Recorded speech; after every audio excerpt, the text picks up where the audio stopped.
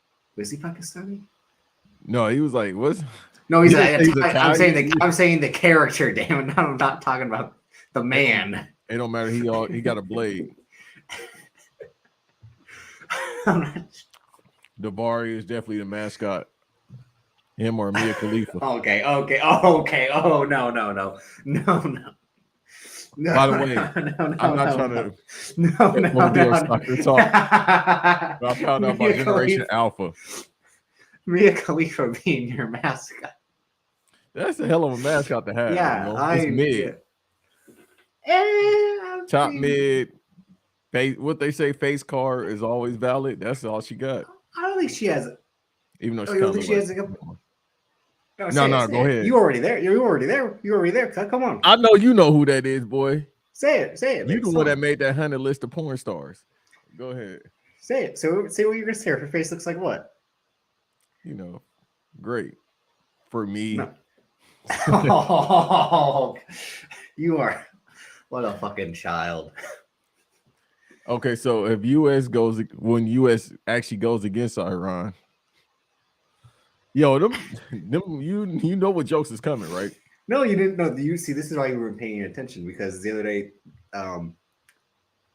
Argentina, I think, drew with Saudi Arabia, and there are all the jokes then. Like they had families held hostage and all that. And, I mean, the World Cup is in Qatar or Qatar if you're one of those people. So you already know what's going on. If and the Bush Jr. show up, I swear to God. First of all, we need you to. Make that phone call again. Go ahead and make that phone call again. Fool me can't get fooled again. You can't fool me again. I will say that is your go, J. Cole. When he used that in a song, that was pretty good. That was clever. I will say that. I'd tip my hat to J. Cole. That's one of the only times I'll ever do that.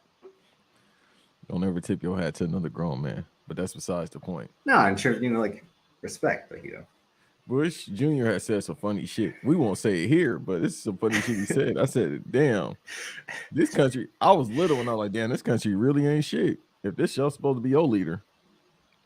You really? Where are you from, then? Huh? Who, me? Yeah. Africa. Oh no! Everybody in this chat, we from Africa. Oh, now you doing the fucking Boys in the Hood? Yeah, we just don't My know. dad said the first man came from Africa. Oh yeah, no, definitely. And I feel uncomfortable having this conversation with you because of your haircut. That Randy Orton 09 cut. It's really throwing me off. No, I look like the Buster again.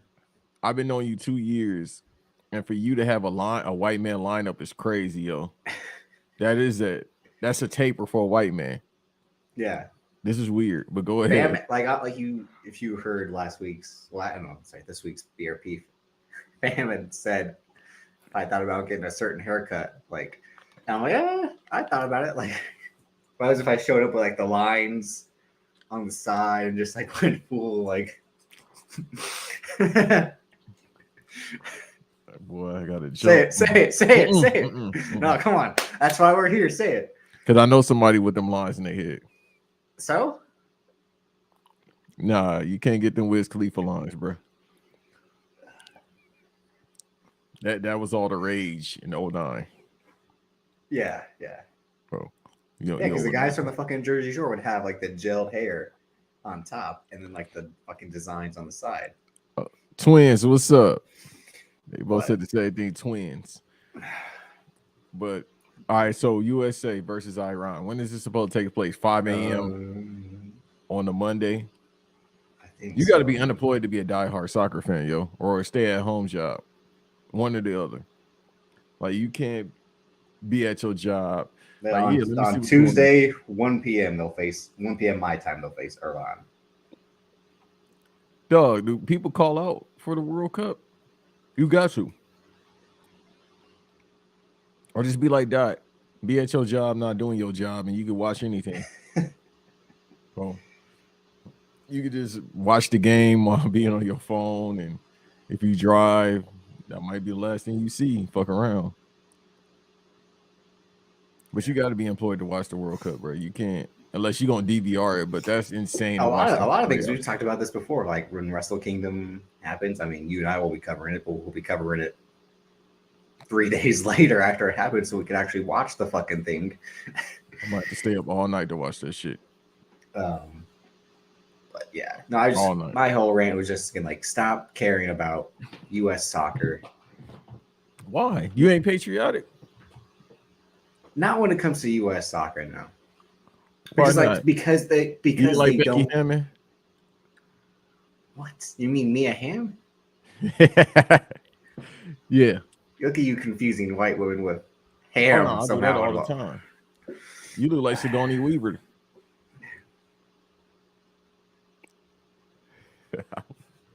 I'm just saying, bro. Some of them look like they daddy. Most of them. Yeah, but no, I'm saying like since they don't care, why should I care? That's what it is. America only cares when America is winning. No, I'm saying like the people that run U.S. soccer don't care, because if they did, they would hire someone. Some minorities. Well, they hired Jurgen Klinsmann in 2013, 2014. He won a World Cup with Germany as a player, and was like, I don't want to say a dictator to these players, but he was basically just calling them soft, because he's like, you guys play in America. We over in Europe, that's where the real soccer is played. That's where you have to be better. And like, it was just very like, fuck if you playing soccer barefooted in negative weather. But he's saying like, no, you have to face top talent to succeed. He's like, you can't just be here in America in the lesser league because you want to stay where you're from. He's like, you have to travel and face the top talent in all the different leagues and all the different conditions. Like, I respect it, but why I want to go overseas when I'm about to get bread here? Because when the World Cup's in fucking Qatar and it's 100 degrees, you're fucked. That's better than running around in fucking 50 degrees, even though they all in domes. But still, let's say no, they're not always in domes. Oh, some of them that's actually open. Yeah, like out in the open. So, what's the coldest to get during the game? And the U.S. played the game a few years ago where it fucking snowed. I forget who they faced. It was snowing on the field while they were playing. Yeah, they treated like foot. Yeah, I didn't know, and you still could play. Yeah, we've seen football games played in the snow. What did Michael Irvin say? Well, that's a real game. I'm using my hands, but kicking a football in snow sounds like that's difficult. It's harder to catch the ball when it's snow. That was the whole thing with the Packers and 49ers in the playoffs this year. Dalton, like, no one could fucking catch a pass because it was 20 degrees and it was snowing. When we played in the cold, it was cold. And by the way, it's nothing you can do. I think they asked Chad Johnson, what do you do with the cold? Did he say he used Viagra? Somebody said they used Viagra. To get the blood, right? Yeah. Yeah, to get the blood going. Not just him. They said a couple players used, but they said that doesn't help at all. And I'm like, that doesn't make sense. Well, I'm going to use Viagra. Dick is hard as hell on football. Yeah, I was like, unless you do the Raging Bull technique right after. Like, I haven't seen the movie in a while. Remind me. Remember, he pours the water on himself before. It's no tactic when it's cold, unless you. No, he said, but no, that's what I'm saying. Like, he pours like the ice cold water, so he won't be erect anymore. Like, so he can maintain the energy, as you would call it. Hey, dog, that sounds like you putting your body through shock. All right, it's too many. Basically, that's what it's supposed to be, right? Yeah, but that's too much up and down, yo. It's like in the military. Like, it's this dude that was in the Navy SEALs. He said they would chewing tobacco. Shouts out to the OG. He do chewing tobacco. He had to survive off that, water, and coffee. That was his diet because they had to stay up. Yeah, they had to stay up during training, and that's why I understand why people go to the military, because it's like, why the fuck am I putting my body through 2 days of no sleep just to get a Camaro?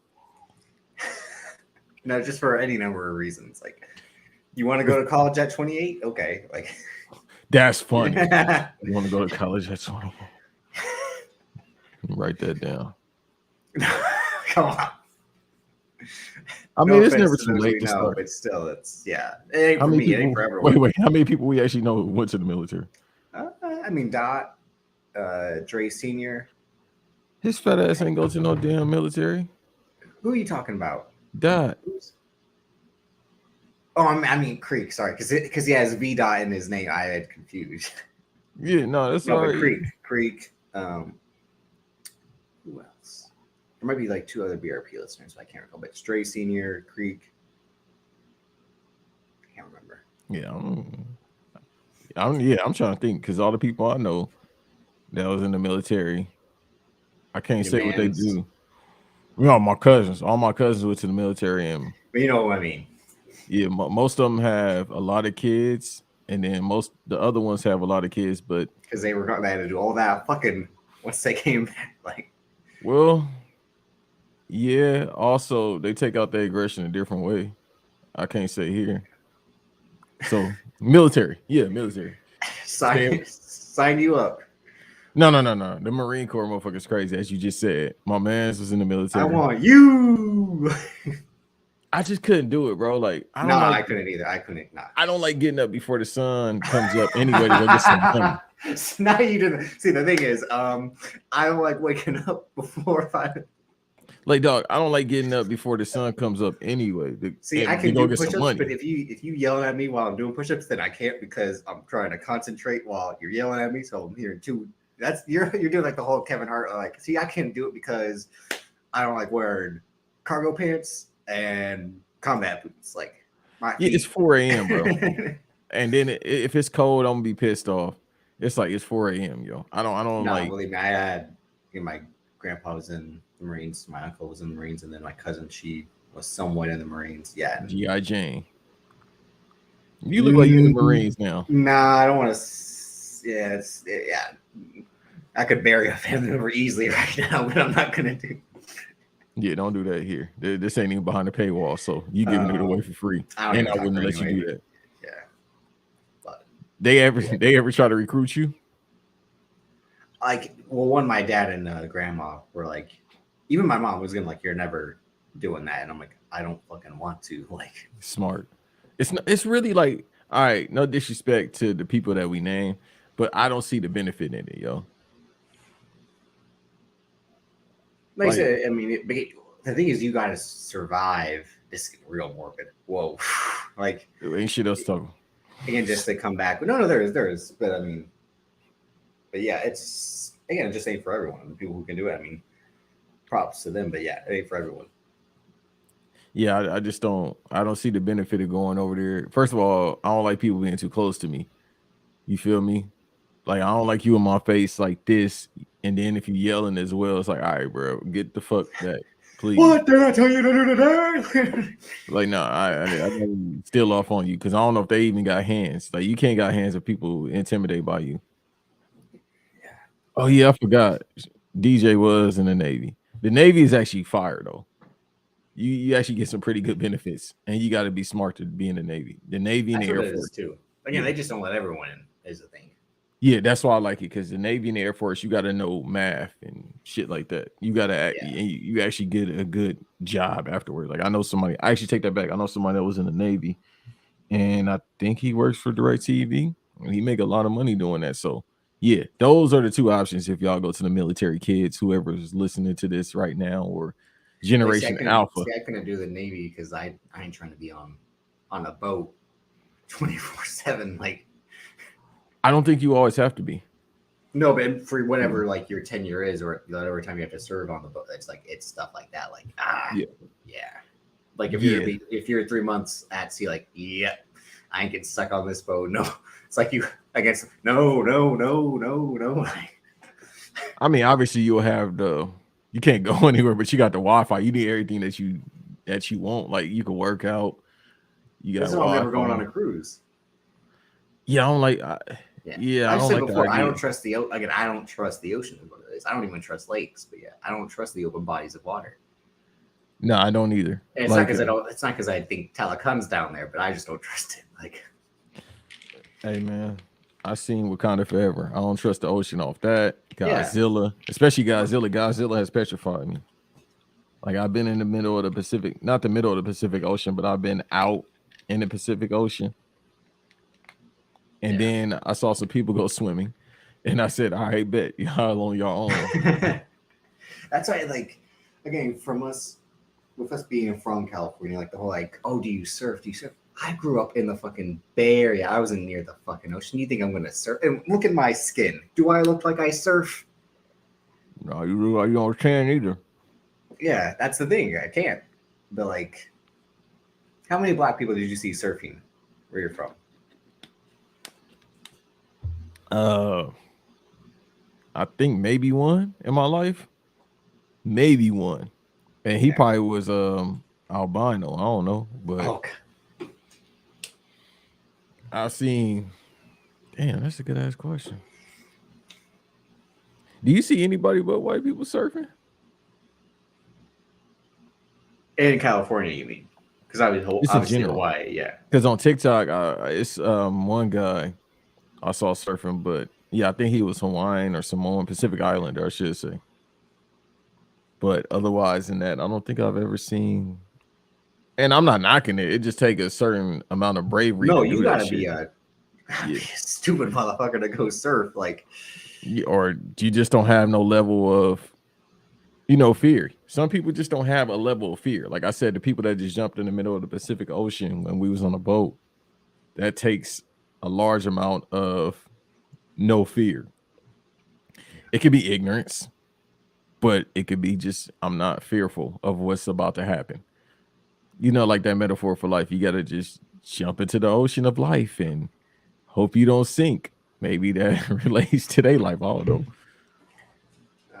but real quick, let's move on to something else. You had watched the Shaq documentary, part one, as I told you yesterday. What did you think about it? Because we had forgot to talk about this when it was announced. Because it's funny, when we were covering Wing Time almost week to week, that's when the trailer for the Magic Johnson documentary dropped. And you and I were both like, ain't this some shit? This man is that upset that he had a. I mean, that documentary is probably already in the works given The Last Dance, that anyone who was anyone had to then start their documentary to control their narrative and portray themselves in a light that they would be fine with.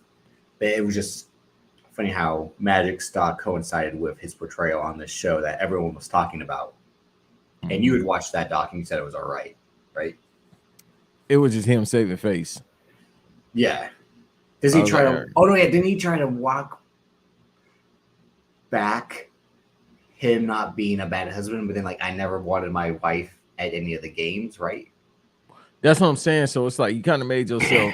You kind of made this look like a shoot, bro. You worked yourself into a shoot. Yeah, I was about to say, like, all the work you thought you were doing, you basically undid. Like, yeah, doing your own documentary, basically, you worked yourself into a shoot. Because it's like, it's too coincidental that it came out. Not saying it wasn't in the works, but the fact that it dropped like 3-4 episodes in, or the trailer did, and then the show dropped right before the I think end. it dropped right at the end of the show. I think the trailer dropped, like I said, probably episode 3, and then I think right as the season was wrapping up the series, because again, I think that was 4 parts as well, and the Shaq thing is 4 parts. And that trailer dropped, I think, a month ago, and we just like skipped over it but I forgot to mention at that time whenever it dropped, I'm like, I was gonna be like, you see this shit? Like, well, because there's no reason for it. Like I was saying, I watched part 1 last night, and it's like, well, you've been on Drink Champs 2 months ago. That was 3.5 hours. You told your story in the past hour, and it's like Shaq is one of my favorite players ever. But it's like the documentary is good. I mean, the only thing you get is just you get to see his family, like his siblings. You get to see. They probably show his kids, of course, later on. But it's just the same thing we heard before. He's just unfiltered, and I'm like, well, all right, cool. But I'm like, but this guy's always unfiltered. That's the thing. No, but he was cussing like a motherfucker. Well, but in a way, like, he'll always speak his mind on inside the NBA. Like, he can't cuss because it's national TV. Yeah, but in this, he cussing. I didn't even know. I'm not. But is that thing to show you I'm serious, and that's why this one's going to be different, because I'm going full rated R because it's HBO and I can actually get away with saying this again. It's always that thing, like, people who cuss more are trying to drive the point home about how serious they are. Like, ooh, I'm cussing all the time, right? Like, when I say you're a fucking asshole, you're a fucking asshole. Like, that should mean something, right? Yeah, that's just nasty, though. You don't need to say that twice. No, but that seems like, all right, we get it. What? We get it. Like, we get what you're trying to say. Like, now I like the fact that, obviously I don't care about people's personal life like that. I like the fact that they showed his pops because his last name is Tony. That his pops, I forgot his pops name. His actual pops is James Tony's uncle, the famous Ah, boxer, middleweight boxer, legendary boxer. Because I knew that growing up that they was related, but you know, when you see the last name Tony, it's like it's supposed to be Shaquille Tony. And then that'll line him with James Tony. So I don't know how the Michigan ties work out because he has because his stepfather's last name, right? yeah, Okay, if I'm not I mistaken. remember that because isn't that why he wanted to get into law enforcement? Yeah. So his father's or his well, he called him his father, so then I'll call him his Yeah, father. yeah, that's why Yeah. I remember. Yeah, that's something like that. Like, because the man who raised him is basically what he was saying. Yeah. Yeah, I think Sergeant Harris. No, I think he took his mom's last name because Sergeant Harris is Okay. his pop's last name, and then his two siblings have that or three siblings have his last name because his sister died 2 years ago, around the same time as Kobe. So, but yeah, so they are Harris. He took his mom last name, which is O'Neal, but his actual last name is Tony. So there'll be Shaquille Tony. Okay. I want to know how, you know, the Michigan ties, like how did I mean, of course people migrate, but James Tony family is from Michigan, from Flint, and then they from Newark, Jersey. So I'm like, how did that happen? So that's interesting right there. But no, it was, you know, it's cool. Part one is just telling stuff Well, that we already know. I think after part one, you're like, wait, there's more. Like, Yeah, because and I I didn't was read the description, so I didn't. no, It's but the I'm saying, process. but Yeah. like, we discussed this because when we got together to do the show in 2020, it was 5 months after the Last Dance, Right. and we all agreed like, there's no way you can top this. This will go down as the greatest documentary that's ever been produced. Because Sports documentary. what do you think's a better documentary? Sports. Another Well, I'm document. saying in terms of like what's the non-sports that you would say is superior? Because I think even non-sports, this is the best. I mean, I love the Defiant ones, but I'd say this is better than that. Well, it just depends on what you're interested in. You Oh got God, Yeah, that's what I'm saying. Because you know, people say, well, the Winston Churchill documentaries and but they've World made War II and 18 all. movies about Winston Churchill. Yeah, and I'm like, dude, I got it. I get it. Then you got well, we got the movie that's coming out next year with Christopher Nolan about the atom bomb. They had documentaries about that. Yeah. Then you got documentaries about Vietnam. So it's a broad Oh yeah, you spectrum. mean all like those fucking Ken Burns stocks? I get it. Yeah. Yeah, so it's like it's all spectrum for us if we're just talking about, you know, entertainment, because the historical documentaries I don't really get with. But even then, this is to have footage I was never seen before. Because this was a documentary that they had planned 20 years ago that they scrapped, and then came together to put it together along with new testimonials and the idea to tie in people's backstories to it. Like, the way it worked, and sure, people like the timeline is like here, here, here, and then it'll come back around here. Like, for like the timeline's insane. They're basically doing Endgame when it's like we have to go to 2012, 2014, and 1970, like, to explain what's going on here. But it all ties into the end of the '98 season.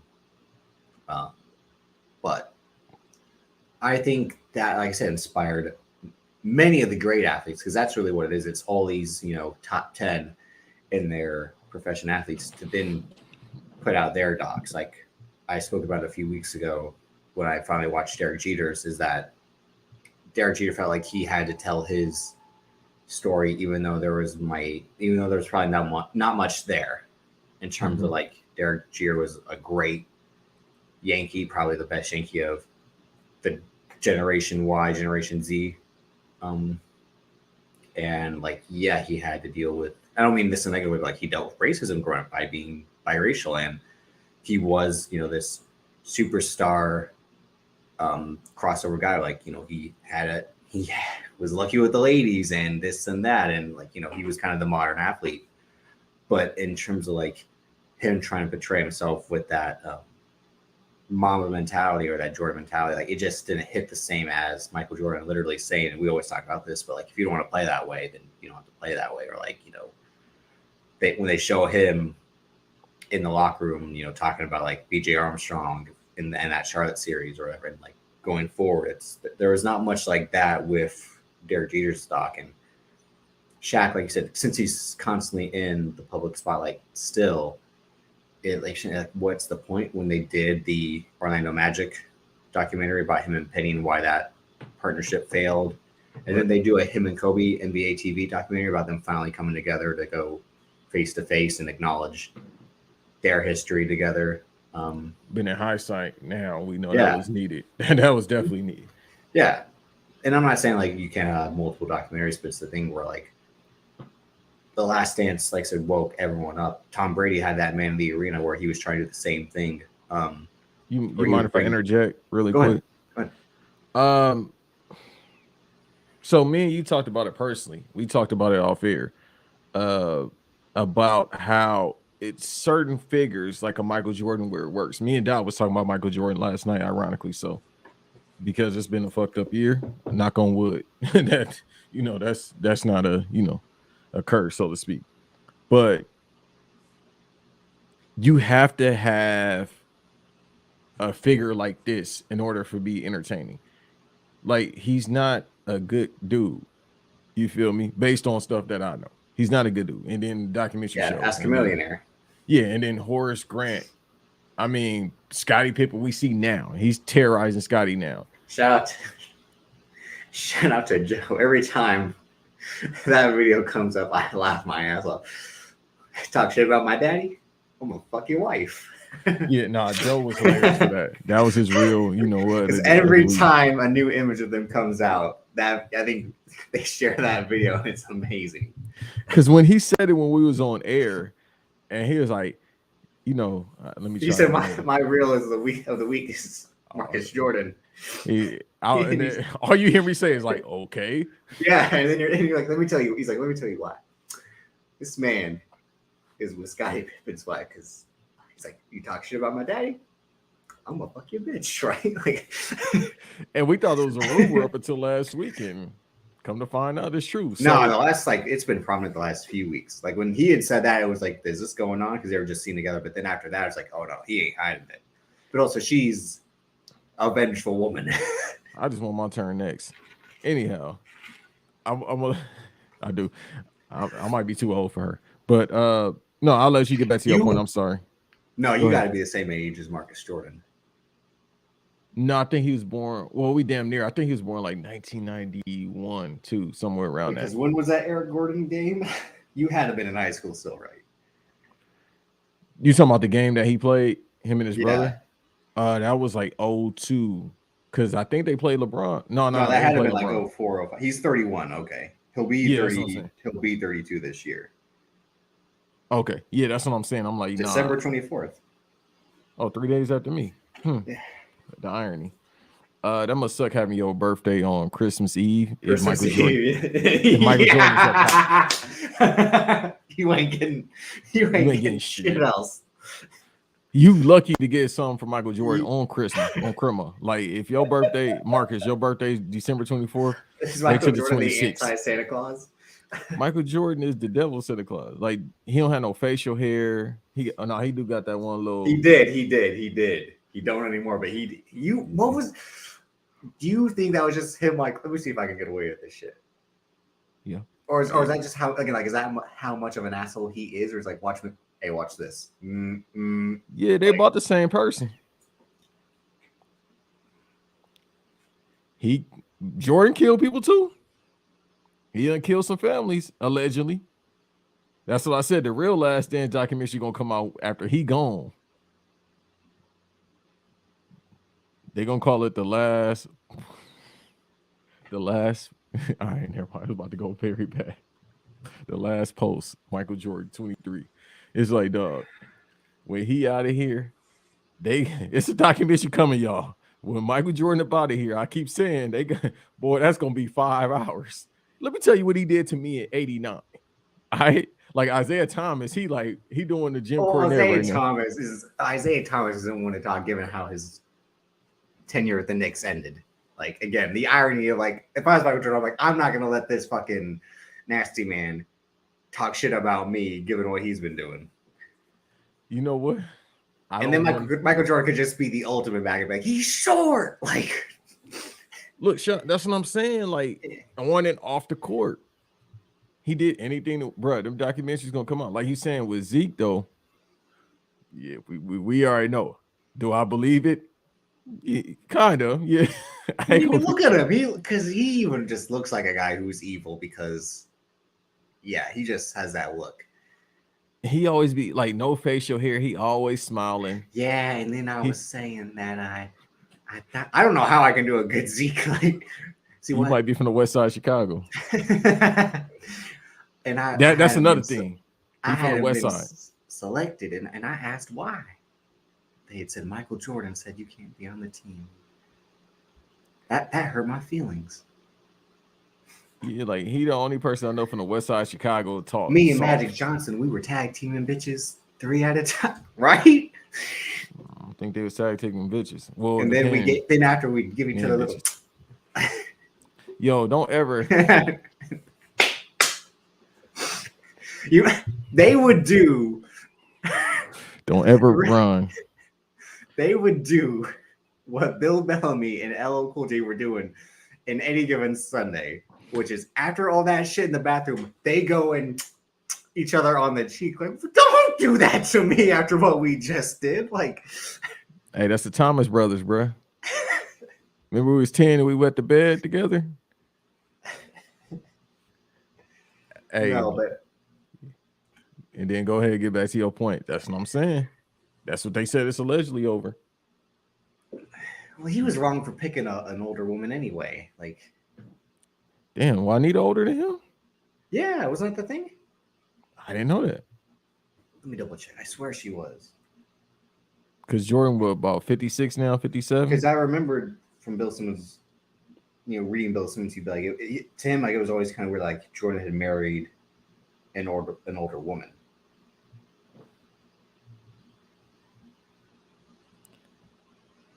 Hell no. Why we want to talk about that? Hearts, you want to come on the podcast and talk about that? So you can cut your shoe promo and hurt my ears by you. She's 63 and he's 59. Oh, that's not that much older. It's still an older woman. I'm just any woman older than you is an older woman, is what I'm saying. No matter if it's a year or 6 weeks. I wonder what age he met her though. That's what I'm thinking about in my mind. It probably happened at Carolina, I would assume. 19 or 20-year-old Jordan is the question. Oh no, he ain't talking about her when he gets out of college. So it probably maybe would be like what, second year, third year? He probably got with her like 86, 87. And that's around That's around the Bulls. That's what I'm saying. Yeah. That's when that Pistons rivalry that started with the USA team. Him and Zeke was beefing since maybe it started then. Because remember the USA team beat. Yeah, Hearts, why would I talk about fucking Teddy Hart? I saw the documentary, but I don't really want to. And this ain't a wrestling show like that. We do wrestling content on the Patreon. Like, well, and he talks about it on the Prominent podcast. No, it's not even that. Like, we'll talk about wrestling we like. I'm not gonna fucking sit my ass down and watch Teddy Hart. Like, I did, and I regret it. Yeah, but it was. You love Teddy Hart as a wrestler. I was about to say, hell no. That's like what I had said. Because as soon as I was saying, I'm like, you know what? I should have prefaced this differently. When I had said "you people" on BRP, and I'm trying to say "you people" that said Ricky Stark should go to WWE are correct. But as soon as I said "you people," I'm like, oh shit, I should have. Everybody's like, whoa. I should have bookended it a little bit better. Like, Harris, if you want, you come on the podcast and talk about. We'll set something up, but I don't really care to talk about the dude. But and again, that documentary, and some people were like, why was this man continuing to document him through all this shit? And she just said it. She said it on Twitter too. Hard. She was like, yeah, I was watching. I'm like, hold on, bro, for 10 years. And then 6 years later, the girl go missing. And you just like, let's keep rolling. Huh? Yeah. Like, that ain't a warning sign you that this man did that shit. Hey, yo, Bret Hart is one of the worst OGs besides Beat Out and I've been here I go. I've been telling y'all for years that Bret Hart ain't shit. He never been shit, and he'll never be shit.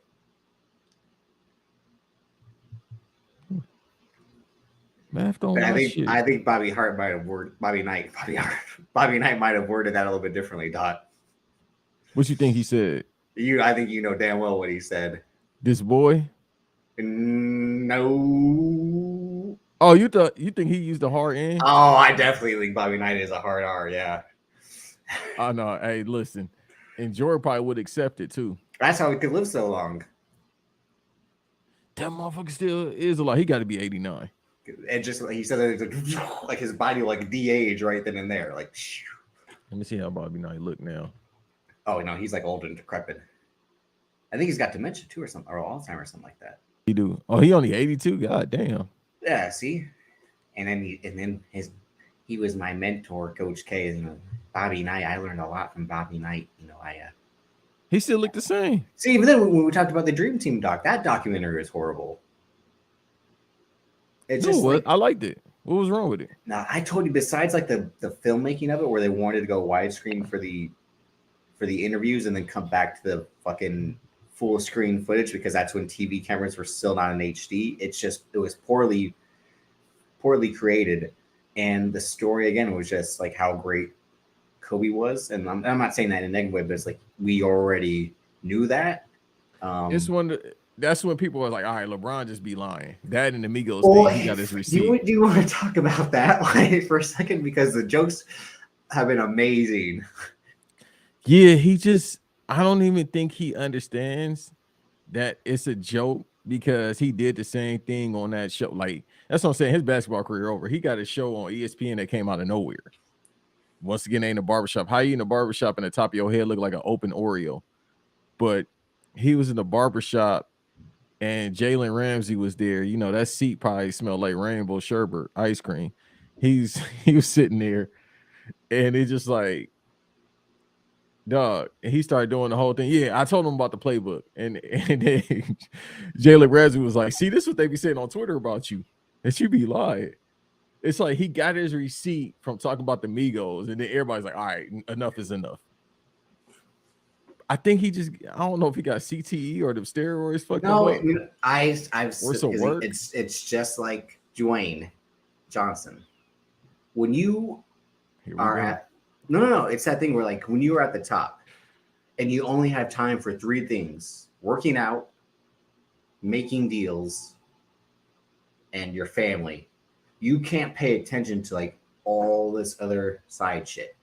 Like you don't have time to watch this or that, to listen to this or that, to read this or that. Like no fucking way is like, again, like they would show LeBron reading the Hunger Games. Like, he ain't reading shit. No, the Malcolm X one was worse.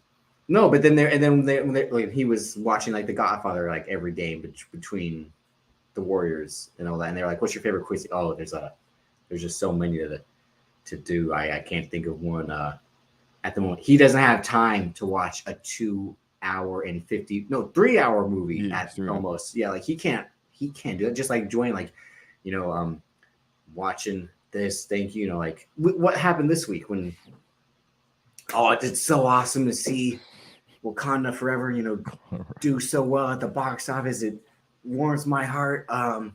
Yeah, and I was like, fuck.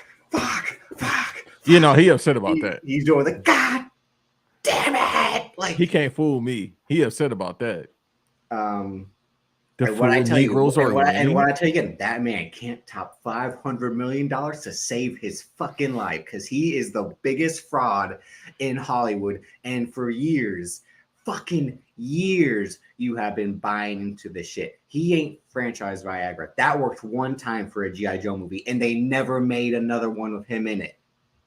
Yes, he helped boost Fast and Furious, and that's why he has to continue to do those to remain relevant.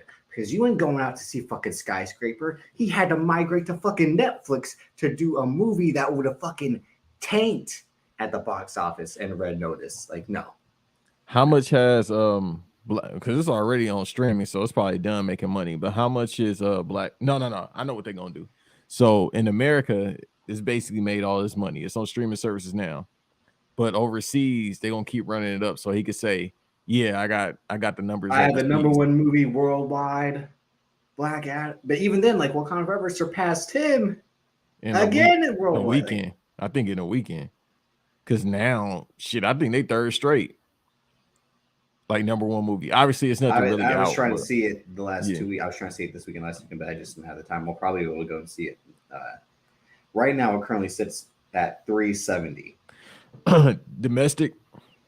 No, worldwide. That's it. Yep, with a budget of 195 to 200. I mean, they made their money and they lost. They lost a star, but you know. No, that's Black Adam. Oh, okay. I'm sorry. I'm thinking about And Wakanda Forever because no, I'm like Wakanda passed 200 million in one I'm getting weekend. to that right now because Wakanda Forever is 4. 250 budget, 619 box office. Oh. And that brings me to the other thing where, like, because this week, and this is the argument that you and I have been having. Well, not argument, this discussion that you and I have been having for the entirety of the show, which is movies in theaters. Who are movie stars? Who aren't? Because Quentin Tarantino had to throw his hat into the fucking ring to be like, Chris Evans isn't a movie star, which is like no fucking shit. And as much as I love Quentin Tarantino, like, you're not saying anything new, pal. We all know Captain America is the star. That's the argument. That's why something like The Gray Man had to go to Netflix, because that movie wouldn't have opened well with him and Ryan Gosling at the box office. And it's not that neither of them are movie stars. They're just not movie stars box office wise.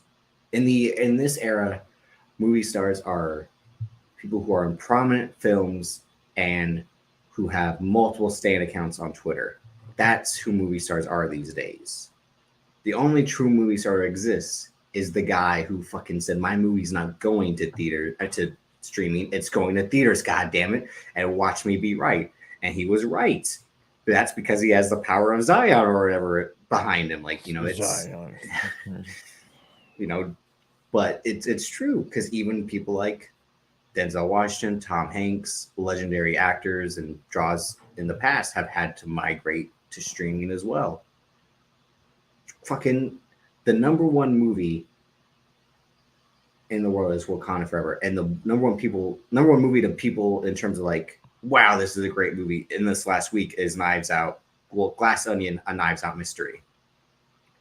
And the argument about that is like, man, it's a shame that this movie's only playing in theaters for a week right now, and then we have to wait a whole month to watch it on Netflix.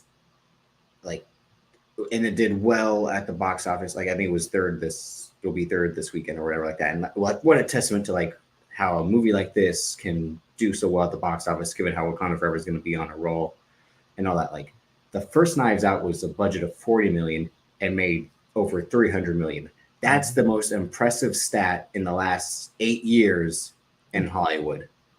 A $40 million movie making $300 million, like, with, sure, it's got an ensemble cast of, guess what? Chris Evans, because he's a movie star he's Captain America. I'll go see the movie he's in. And Mr. I'm not doing another James Bond movie unless you pay me $100 million. Daniel Craig with top billing, but it's got Keith Stanfield. It had Jamie Lee Curtis, you know, people, Michael Shannon, people you recognized were all in this movie. And it looked good. The trailers made it like, man, this looks like an entertaining movie. And Rian Johnson had to sell the fuck out. This movie didn't have to go to Netflix. He took their $400 million for 2 sequels, just so people would be like, oh, isn't it amazing how this man is taking Netflix money to make fun of the rich? Because that's apparently what Knives Out 2 is his commentary on tech bros and the rich and how awful they are. Like, he's taking their money and laughing in their faces. Like, no, he's their puppet, because Netflix is like, guess what? We'll pay you $400 million. We don't care, because we want the IP. This movie will live on here. And sure, you can poke fun at us and all the people in our field, but you're just a puppet in this fucking game. That's all it is. Because we'll give you your 1 week in theaters, but you're still the sellout, because that's what it is. Like, all great artists, they'll sell out to put their art on. All right, so me and somebody else ironically had a discussion about this yesterday afternoon. Same as me and you been having this discussion. So Anthony Mackie, I think around the same time, said the same thing as that bastard Quentin Tarantino.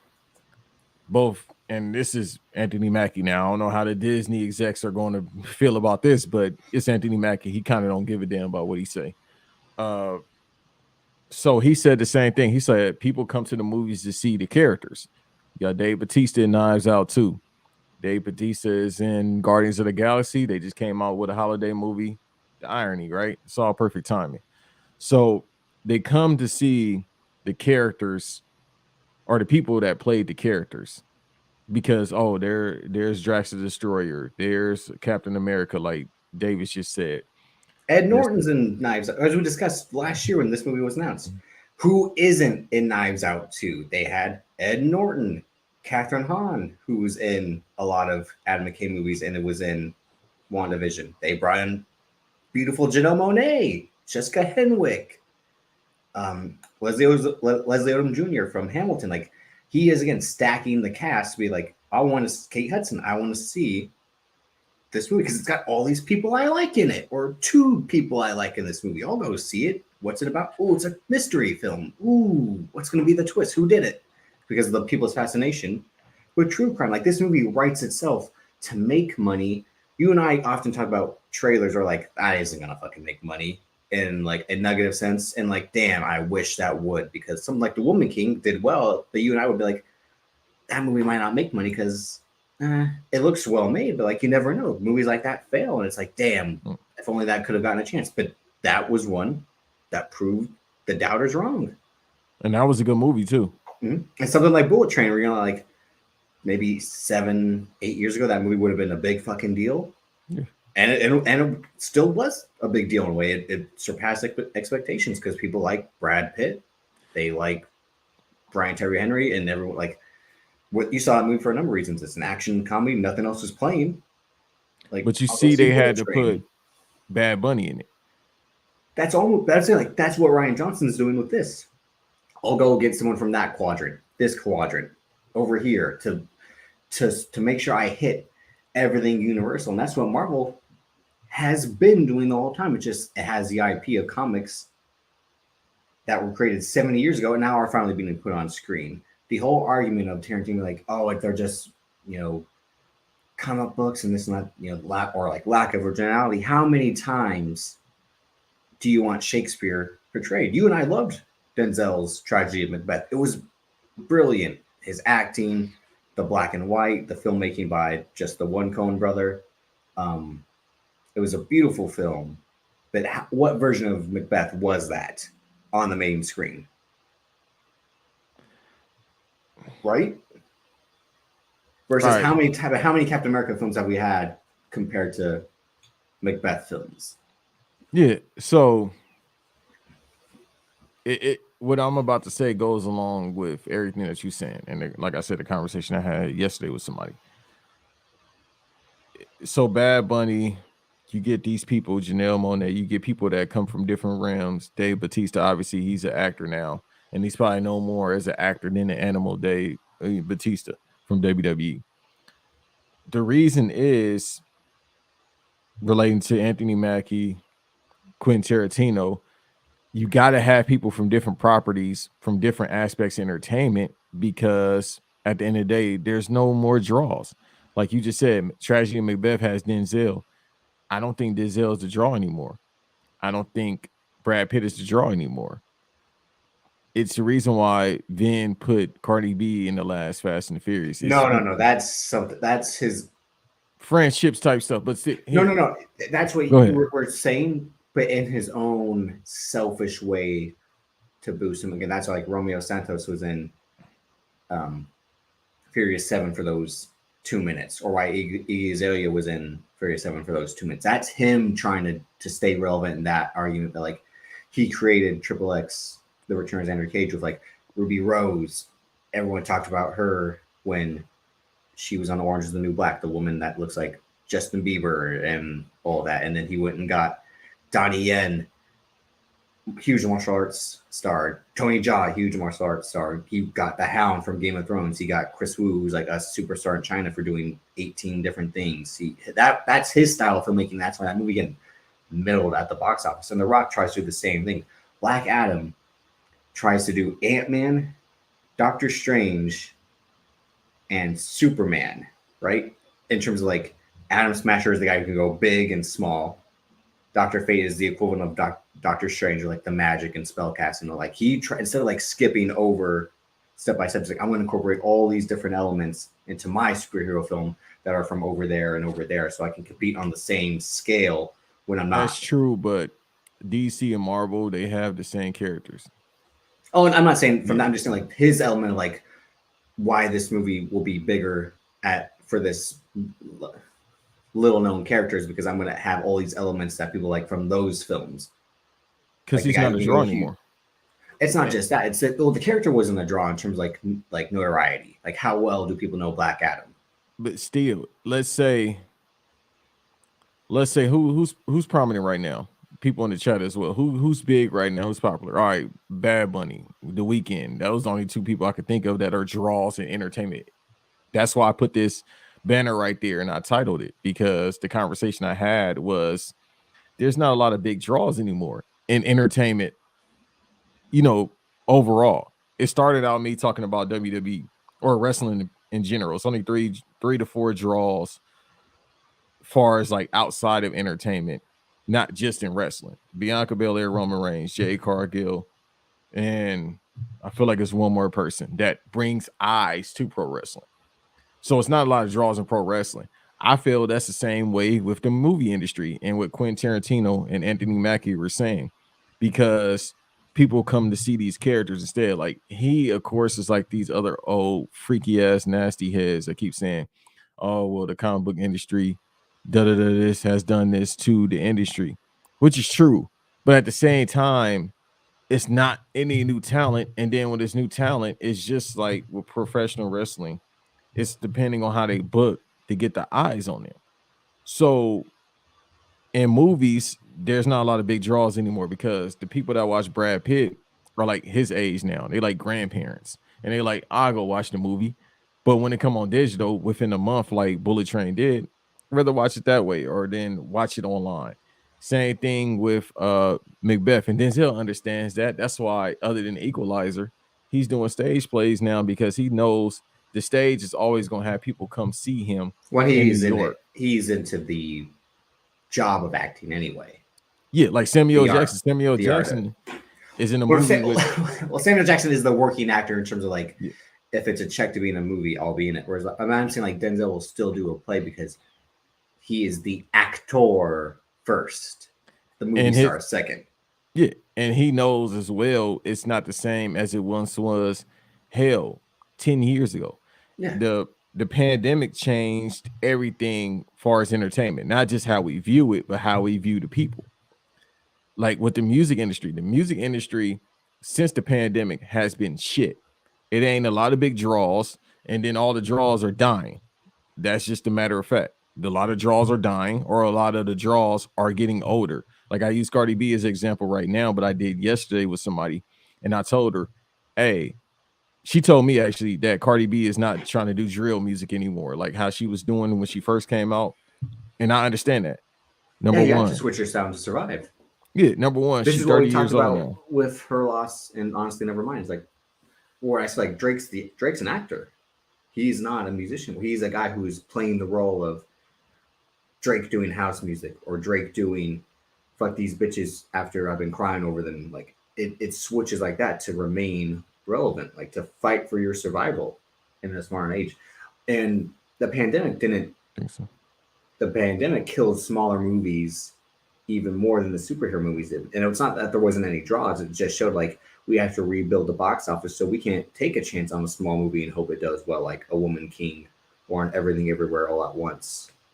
And in a way, Matt, maybe that's why Rian Johnson panicked and sold the Knives Out rights to Netflix. Of like, I want to make 2 more of these movies, but who knows if the studios will want to, given how they're going to have to rebuild their fucking capital with theaters being shut down for a year and a half. I'll go to the streamer and say, hey, can you work out a deal where this plays in a theater for a week?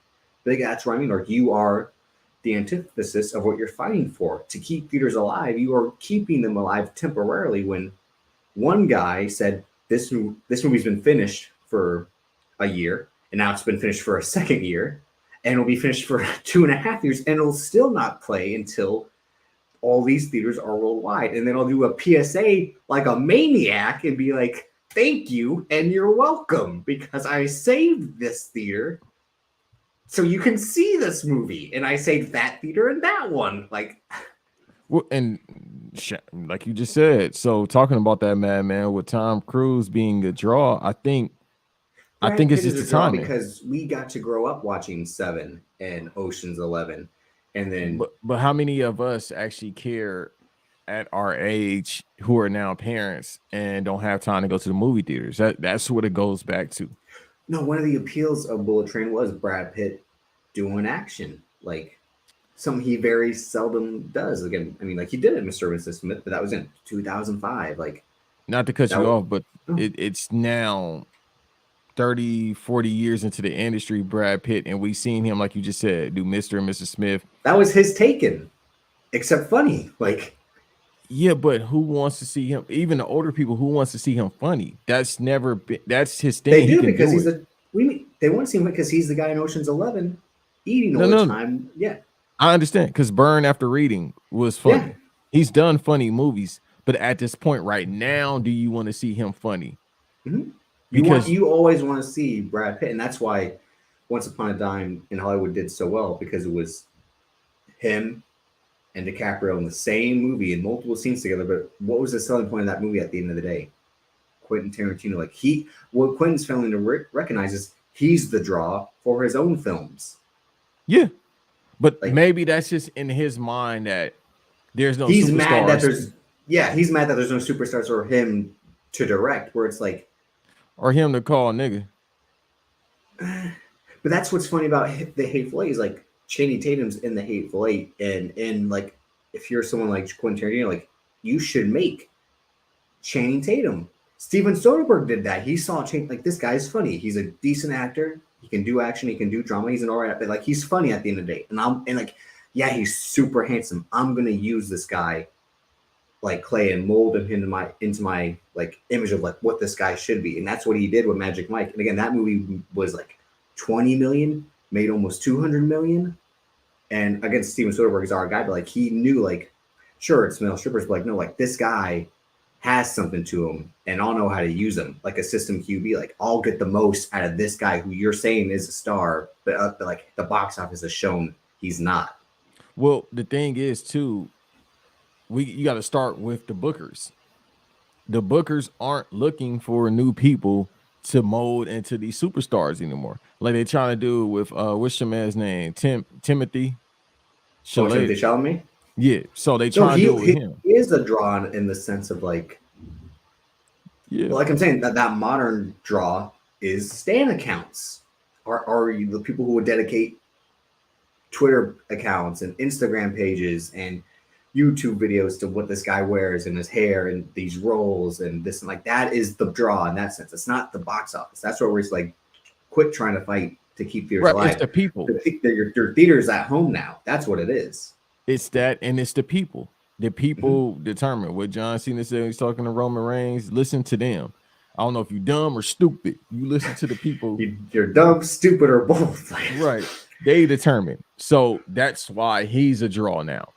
And you're saying Tom Cruise is, I'm here because you can't do your job. You saying that to Timmy Chalamet? That's what it is. Like when Sean Roberts said he a draw, he got to be. I will say, because that movie just looks terrifying. That Bones and All movie that he's in, that the cannibal movie that Timothy Chalamet made, it just looks terrifying. Like that probably won't make money because it's about fucking cannibalism and it looks fucking gross as fuck. It will, because you know why? This is what I'm saying, far as where we are as, and this ain't third eye banks, this ain't preaching banks, but this is where we are as society. When I talked about, I'm not gonna name the person that passed away recently, not last week, but a rapper. It's just where we at right now. When you listen to the music, not just rap music, by the way, people, because rock music was wilding out way before that. All right, people was dying at concerts, getting stomped out, innocent kids and all that. But where we are right now as a society is you open to seeing this shit. Like, what's that clown movie that just came out during Halloween? That drew people. Terrifier 2 or something like that. Yeah, the one people saying was like passing out and all that shit. Yeah, I think it's this movie called Terrifier 2, something like that. And they gave you a warning. It's grotesque. They gave you a warning, and people still want to go see it. We are dehumanized now as a people. So But Bones we and all talked probably about. gonna make money. I think it's different with the because there's always the argument of people who like horror movies will watch any horror movie. You know what I mean? Yeah, but if let's say your person in it, whoever your person may be, I don't know, like use any type of entertainment. Let's say a Jay White was in Bones and all right. And I But this love is Jay the White. argument of like the Gray Man. Like they made this. That's what I was saying the whole time, and it's funny that the podcast I listened to um, said the same thing. Like I feel like this movie was tailor made for me. It has Ryan Gosling in it. It's got Chris Evans playing the bad guy, which is a turn from him. It's an action movie about CIA operatives who like don't exist, quote unquote. And it's directed by the guys who made Winter Soldier, Civil War, and Infinity War, and Endgame. Like this movie sounds fucking tailor made for me, and it's like at best, it's like it's good, not great. As good moments, as bad moments, and you expect more from it because you set your expectations so high when something is tailor made for you, which is why I am critical more on AEW than I am WWE because AEW is geared toward what I want as someone who liked PWG and then like when I watched ROH or when I was into New Japan, I was enjoying what I was watching. And now they're trying to bring all that together on a national platform.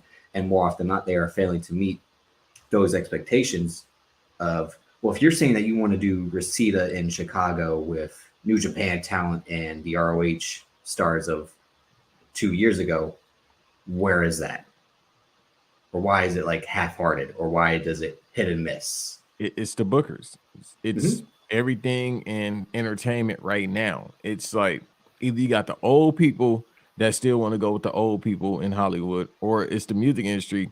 There's no A&Rs. It's TikTok, which is the biggest record label on the planet, people. Hear me now, believe me later. That determine what's popping and what's not, as the kids say.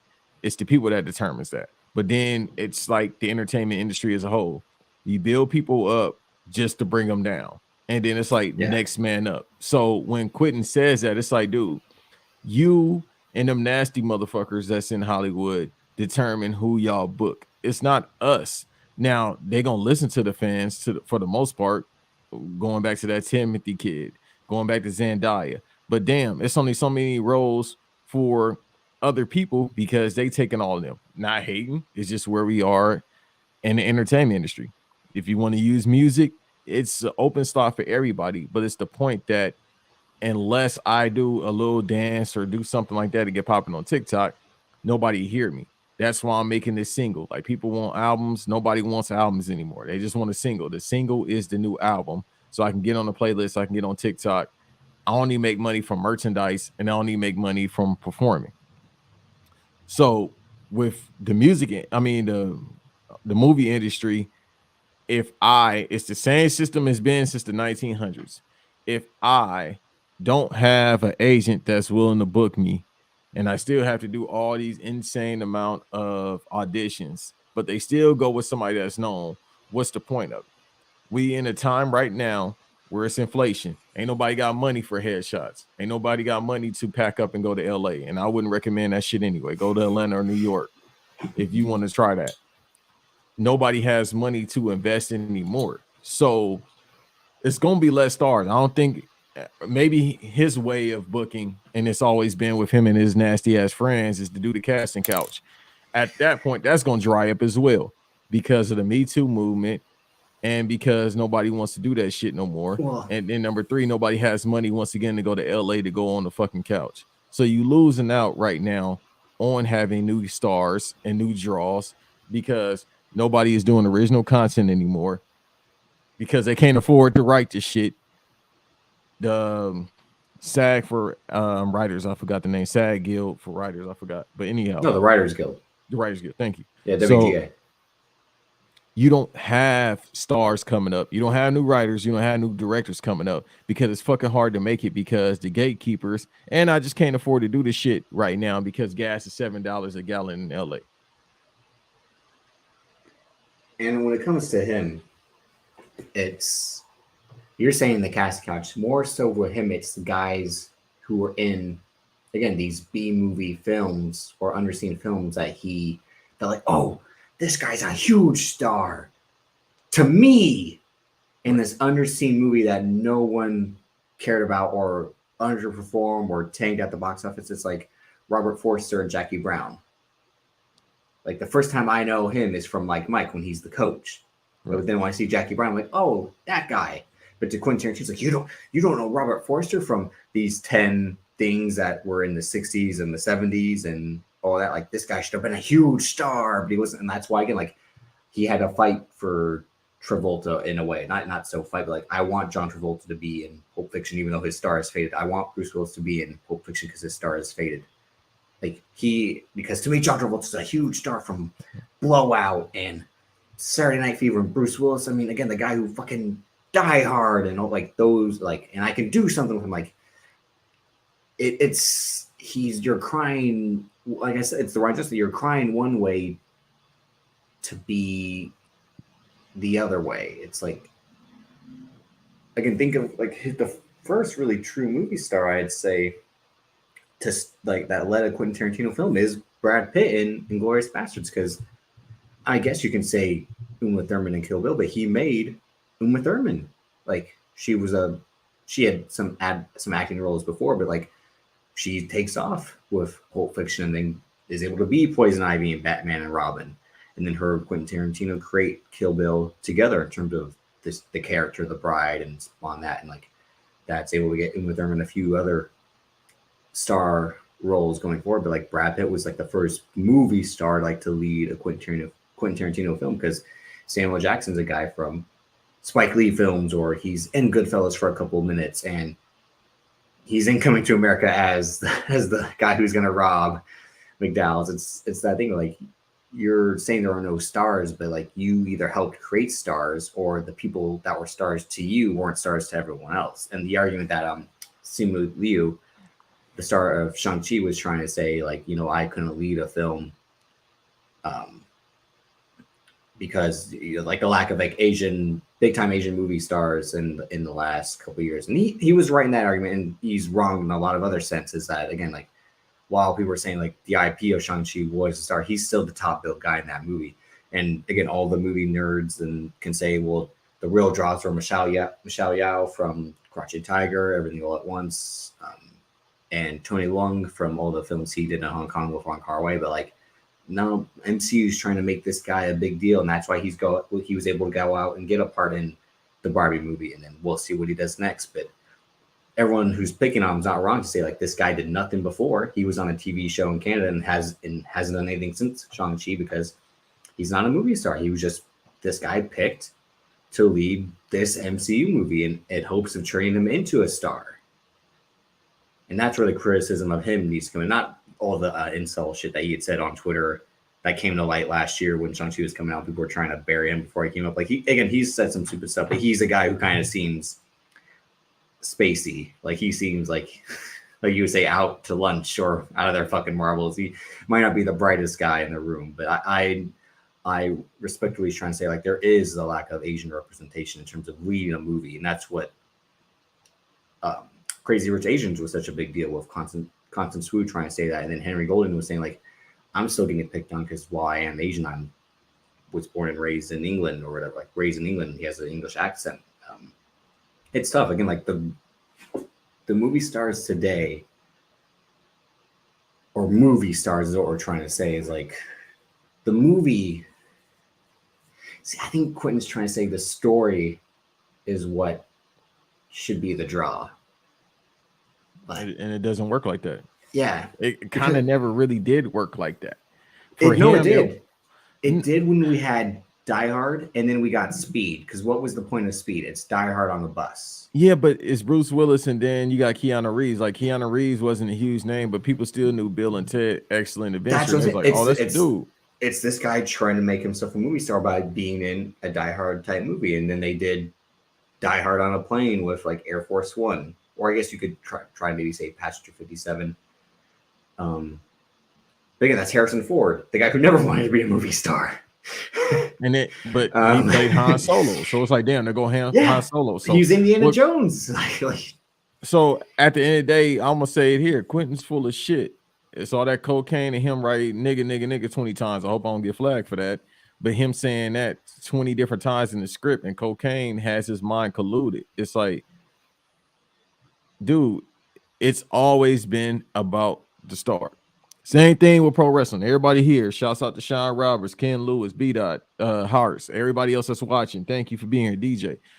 It's the same thing with pro wrestling. All of us watch pro wrestling. The fans determine who the star. Once again, I said it earlier. The person that's in front of the screen is going to be a star if he's supposed to be a star.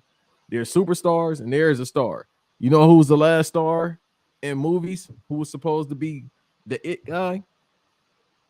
Chadwick Boseman. He ain't here no more. He was supposed to be the next one. He was the biggest star. No, he was going to be it. He played before he passed away. Because that 21 Bridges movie did okay. But it wasn't, it's the script. It wasn't him. He did a good job. And but the movie star's supposed to elevate the story. That's what I'm saying. Or Quentin Tarantino's trying to say, like, but okay, not to cut you off, brother. Hold on. So Will Smith was a draw, right? Will Smith is by far one of the top 5 biggest draws in movie history.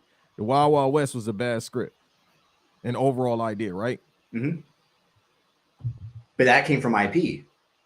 Still, it was a 60s, 70s TV show, and it was remixed. Okay, so let's go back, even though it was gonna fail anyway. No, after he becomes a superstar from being this rapper to TV star, he's gonna jump to movies of Independence Day. That becomes the biggest movie, one of the biggest movies of the year. When Fresh Prince came out. No, that's what I'm saying. But like, I'm gonna do it on the biggest platform, which is movies. That's where you can make money.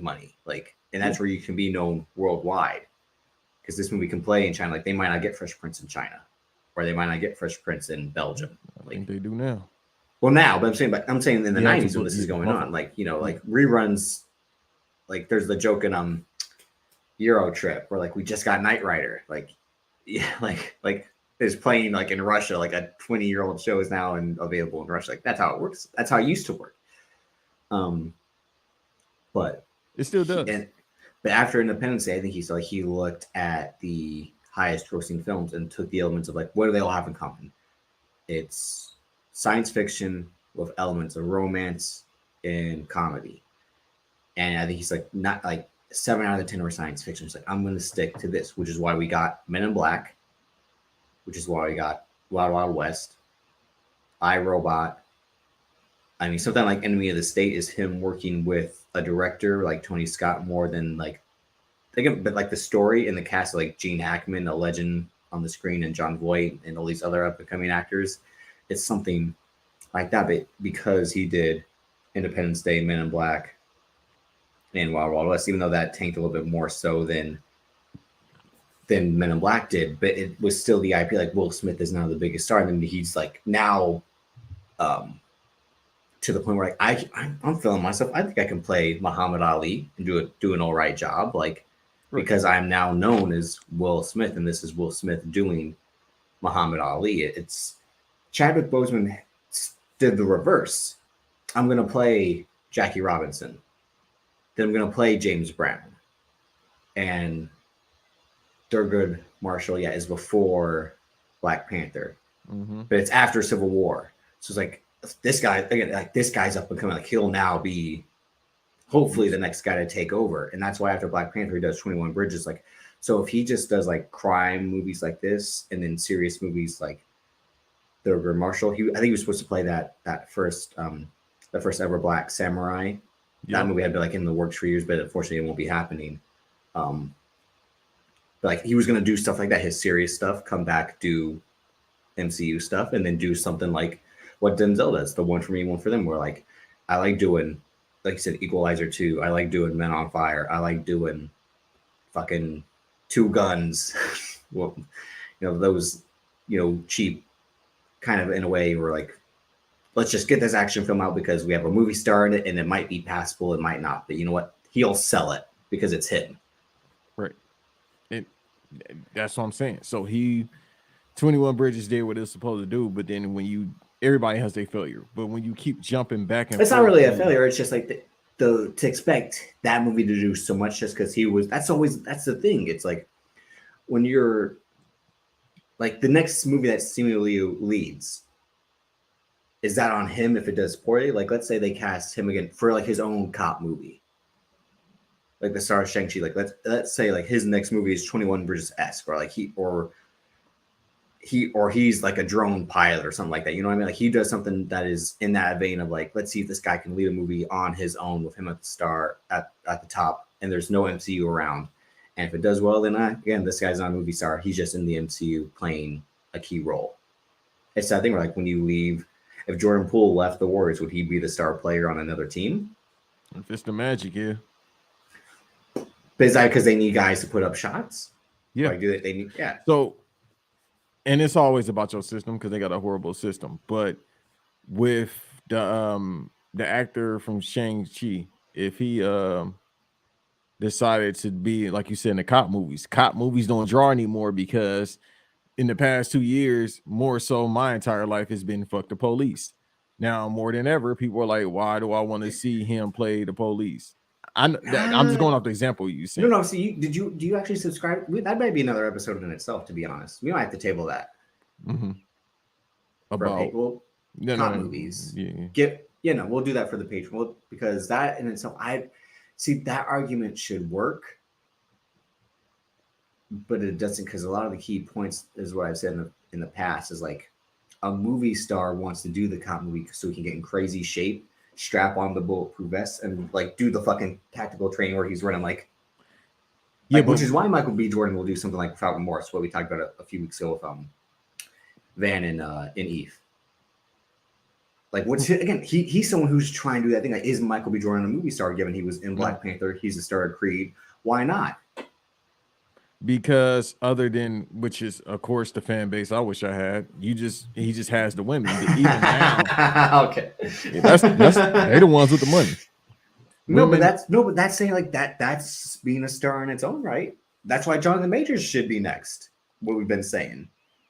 And even him, I'm questioning it. I'm like, he got a lot of roles coming out, but he has that movie right now, that Devotion movie, where he's the first ever black air pilot. But they do that so often that it's like, well, I don't care about him being a black pilot because he has a white pilot, and even though that's part of the history, people are biased about. I just brought up Chadwick being Jackie Robinson, and I know Jackie Robinson and James Brown are two bigger historical figures in the first black pilot, which is unfortunate. Just that's how history works in a way. I'm not saying that he doesn't matter, but it's just how like that's why that movie's being made now, because it's an undertold story in terms of like, how like Black Wall Street was with Watchmen, in terms of like Tulsa and how this existed and no one knew about it because it was wiped off the face of the earth.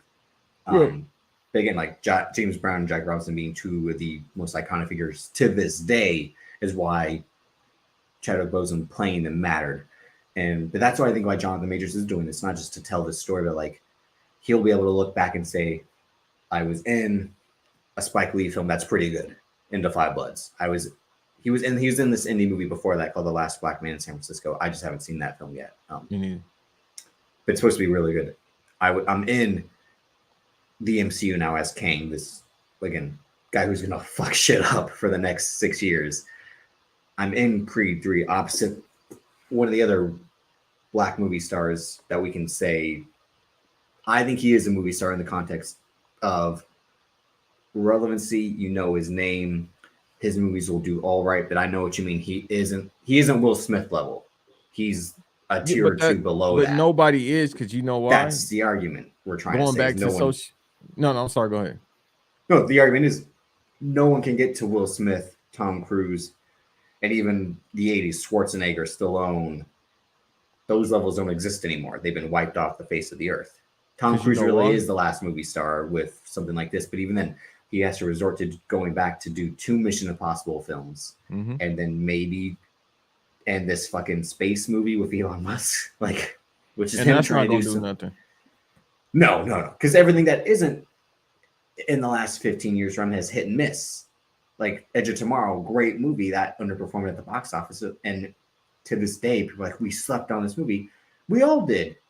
And why did we sleep on it? It looked all right, or like you're bringing the argument of like cop movies and why I don't want to go see cop movies given what the police do in real life. It's like, I don't like Tom Cruise as a person. I don't want to go see him in this movie. But if it's Top Gun, yeah, because I love Top Gun and I want to see the sequel to Top Gun. I'll go see that movie from him instead of this one, even if this one's really good. Also, too, going back to what I said about social media earlier, you know why there's no superstars anymore? You go turn on your social media, go on fucking Twitter, go on, especially TikTok. There's people with millions of hits. Does that equate to money? No. In some form it does, but nobody's making money from entertainment like that anymore. But when you go on your TikTok, you see somebody doing a dance, they got 20 million likes or 20 million views. You go to the next person, same thing. If you go on Twitter, somebody got 190K likes. Stars are born every day. And that's why they try to make those people movie stars.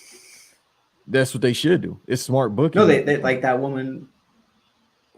What's her name? She did the He's All That, like the reboot of She's All That, but it's about a dude instead. Isn't the woman in that a TikTok star or something like that? I think that's what they've tried to do. It's or like I'll put a streamer in my movie, like what they try to do with Free Guy. But like, people mindset is so short that they don't. Oh, that's the girl from TikTok. Cool. I'm not gonna watch the movie, but that's cool. Like I just want to see you tap dance on TikTok. That's what Hollywood doesn't understand. Is they think that we'll want to see that on the movie screen. Like, no, I just want to see it here. I don't want to see it there. And then like the Fresh Prince show, I love it, but you're not gonna see the next Coco Jones movie. Depending on what the movie is. A reboot of the Players Club. Oh no, let's go sign up right now. I get up on my seat right now. Well, I ain't gonna get up on my seat but nah, whatever movie. She be in The Color Purple. I'm watching that motherfucker. Okay. But no, it's just like with that show and Insecure hit shows, but people just want to talk about on their social media to be the star. I go on social media and I talk about Lawrence, so I go on there and talk about Issa. I go on there and talk about whoop-de whoop whoop whoop, Will whoop-de whoop whoop. Carlton doing Viking and breaking that shit down like he Jesse from Breaking Bad. Cool. I go on there. It's a possibility if I say a little joke because everybody want to be hee ha ha on fucking social media all day instead of doing it on wax. Thank y'all for being here. Like and subscribe. New listeners. People rather go on their social media and if they say the right joke, they get hundreds of thousands of looks. They're now the star, probably over the person that they was talking about because they made a hee ha ha.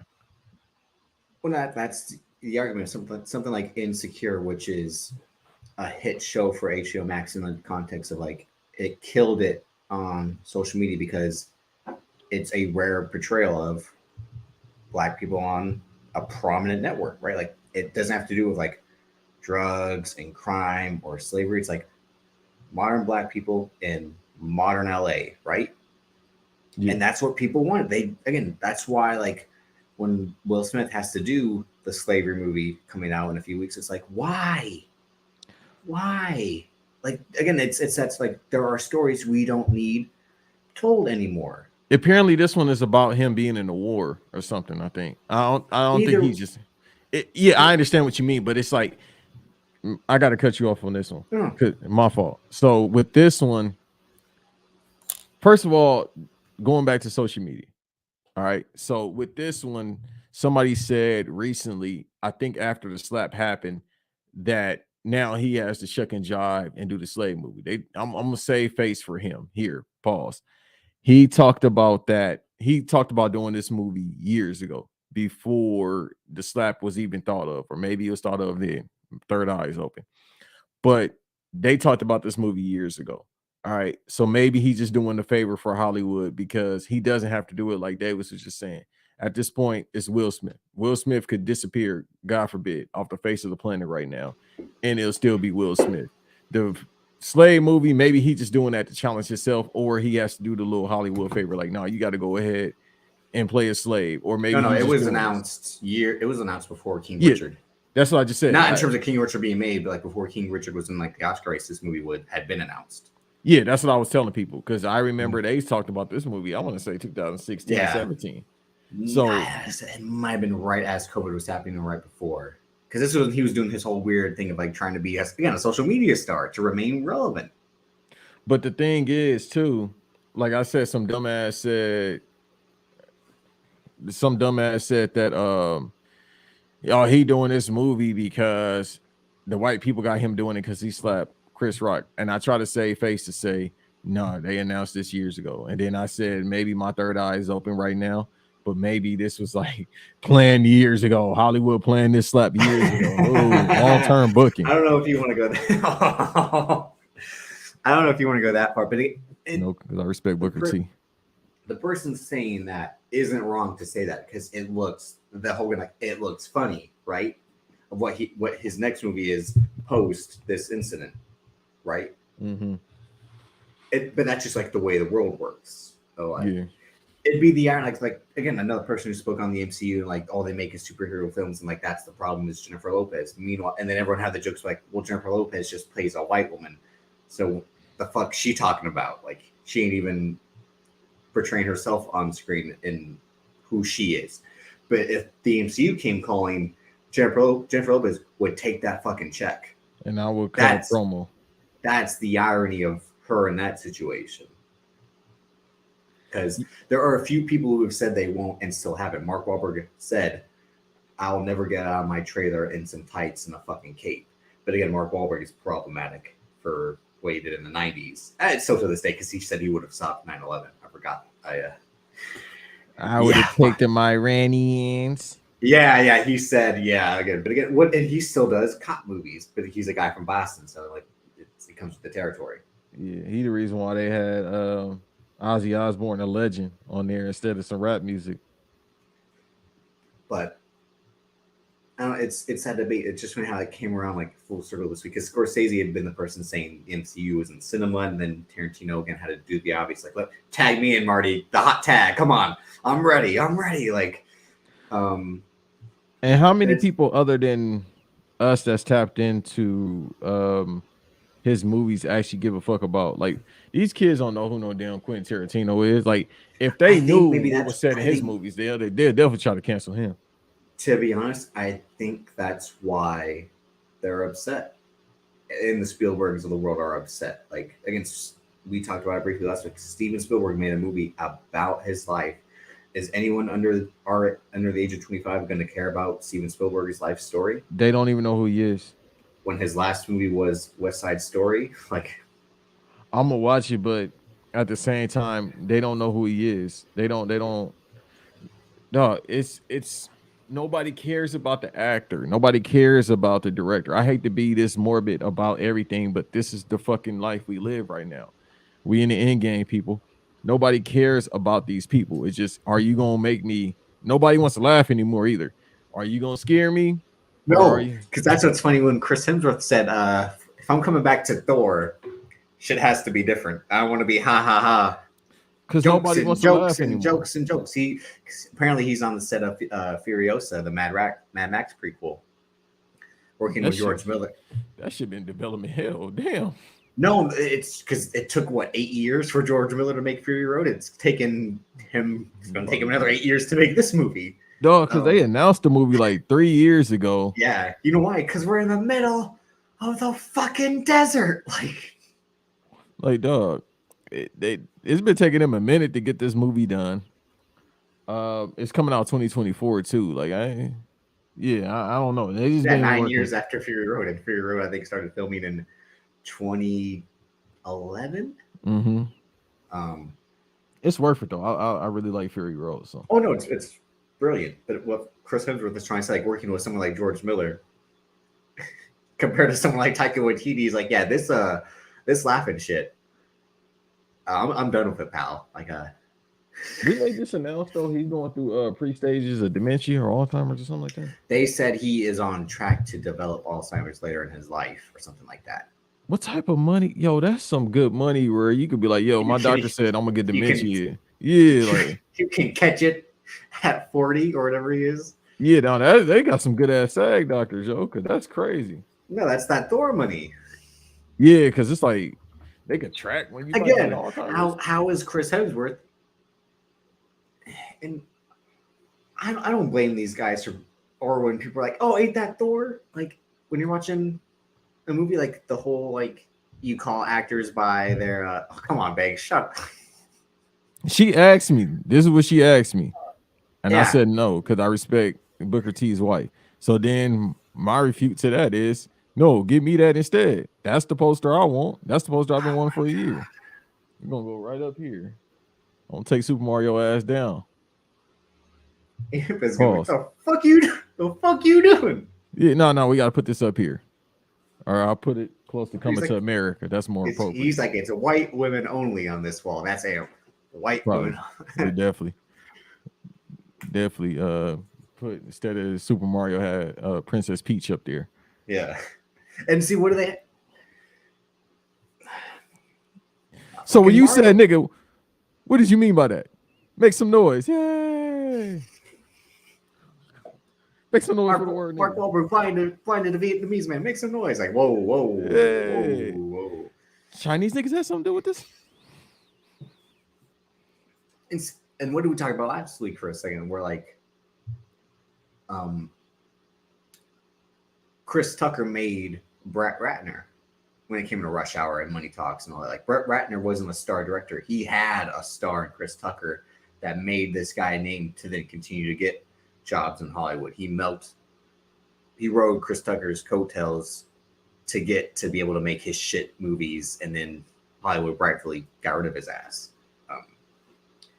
In terms of Brett Ratner, but that's thing, like, stars make directors, or directors make stars, or do the studios and the star system or the IP, and it's an age-old debate that goes back fucking years and years and years now. I mean, Harrison Ford exists because, like I said, he was fucking Han Solo, and then he became Indiana Jones, and then he became Jack Ryan, which again, IP from fucking Tom Clancy books, and that's why he was able to.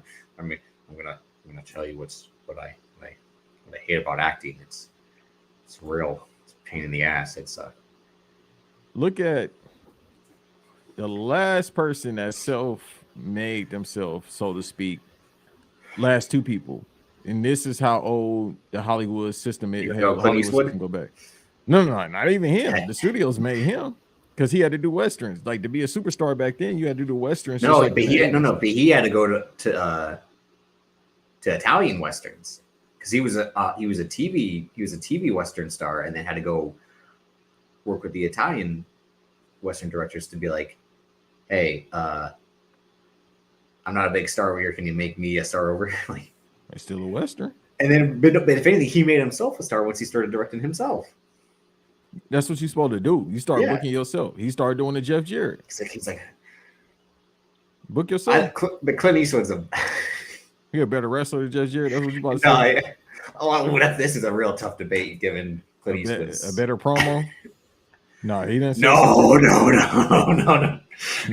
both of them. I want to know who said. No, we need a triple threat. Quentin Tarantino, Jeff Jarrett, Clint Eastwood. A nigga off. Y'all got me saying the word. I don't even say the word. Y'all got me saying it today because it coincides with the joke. You're king of the mountain, Jeff. You feel lucky, huh? I'll tell you what. Let me tell you. Hey, slap ass. I'll tell you something. Slap nuts. You might have been in San Francisco. You know. Marina fucking Del Rey or wherever he's fucking from. Yeah, like. No. No, what was the movie when he was in San Francisco? Dirty Harry. He's the San Francisco cop. He's from with a town that's fucking near. He from your area. He from the Bay. I know. I'm not even mad at Clint Eastwood. I'm just saying, like, I'm trying to think of where. You know where he might be from, right? Because he was the mayor of the fucking town near Pebble Beach golf course. He might be from where the Diaz brothers from. He ain't from Stockton. That'd be fucking hilarious. Because he be calling them the S word. Oh no, he doing that now. What are you talking about? He definitely doing that now. But it's an age-old debate because, like. Now, you know who I was gonna say before we say that because there's one ending point and then we'll wrap it up. But say who you're gonna say. The last two self-made people in Hollywood was Charlie Chaplin and fucking lost my thought. Charlie Sly Chaplin, Stallone. no, and Lucille Ball. Self-made, self-booked.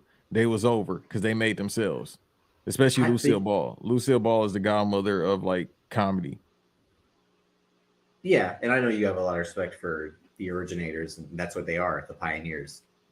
But Because they again, was the last two, and that was fucking Charlie, nice. you know, Charlie Chaplin is how we get Buster Keaton, and that's how we get Jackie Chan and a whole bunch of other influential figures. And but like you have to then look to guys like Clint Eastwood and like says Sly Stallone. Like he had to make Rocky to then get himself to years later do Rambo and then Cliffhanger and all the other opportunities he's able to. Like Hollywood didn't see nothing in this guy. He's like, I got this story that I should be in, but no one wants to give me a chance to do other stories. Like no one's taking a shot with me, so I'll create my own shot. You know what I mean? It's like that. Yeah. He made himself thing. a boss, but then he was like, I'd rather have a boss. I'm not knocking it, but after that, it was kind of like people got tired, and that's the flip side of it. Like when you direct yourself, you drive others away because you buy into your own shit so much, which is why I've constantly criticized Dwayne because he'll pick these directors who don't matter. They're like Kevin Feige does. They're just pawns steering. No, they're just pawns steering the ship. I'm the guiding force. I tell you this. It's again like does Peyton Manning need an offensive coordinator? I'm fucking Peyton Manning. Like you need somebody to help you get there. Yeah, but it's like at the end of the day, I know what I'm doing. Like that's how those guys more often not think. What is she talking about? What? I get the joke, but I'm trying to get the joke. They the same person, ain't they? Or you got that whole conspiracy theory? Trying to get that there's two rocks. Yeah, like this. They said there's two Donald Trumps, one with a red tie, one with a blue tie. I've heard that theory before. I hear a lot of these clone things. I don't believe in chat rooms. Nah, I ain't in them chat rooms, brother. Yeah, you are. I ain't got on that app yet. Did you not say you wish you could have voted for Donald Trump again? I don't vote for none of these crackers, but still. Anyway, but the ending point is that I wouldn't vote for you for president. Me? Why would I run? You got the haircut for it. At least I got hair. I don't care. I'd rather be bald than have that shit. Go ahead, John Cena in 06. Is James Cameron. Again, like James Cameron is this guy, right? What's James Cameron's argument? Like, I wanted to leave Hollywood is what he had said. But then I created Avatar in a dream. He's like, in a dream. This idea, which is... White people don't have dreams, so that's how I know he's full of shit. Yeah, we have nightmares. Y'all are the nightmares to society. Go ahead. That is a fact. But like James Cameron had to buy into the idea that we didn't need movie stars, that we needed technology. But he's now fully invested until his own bullshit that it doesn't matter anymore. You know what I mean? Like, I'm listening to you. I'm saying like this guy. This bullshit. I'm saying like this guy created Arnold Schwarzenegger, right? Yeah.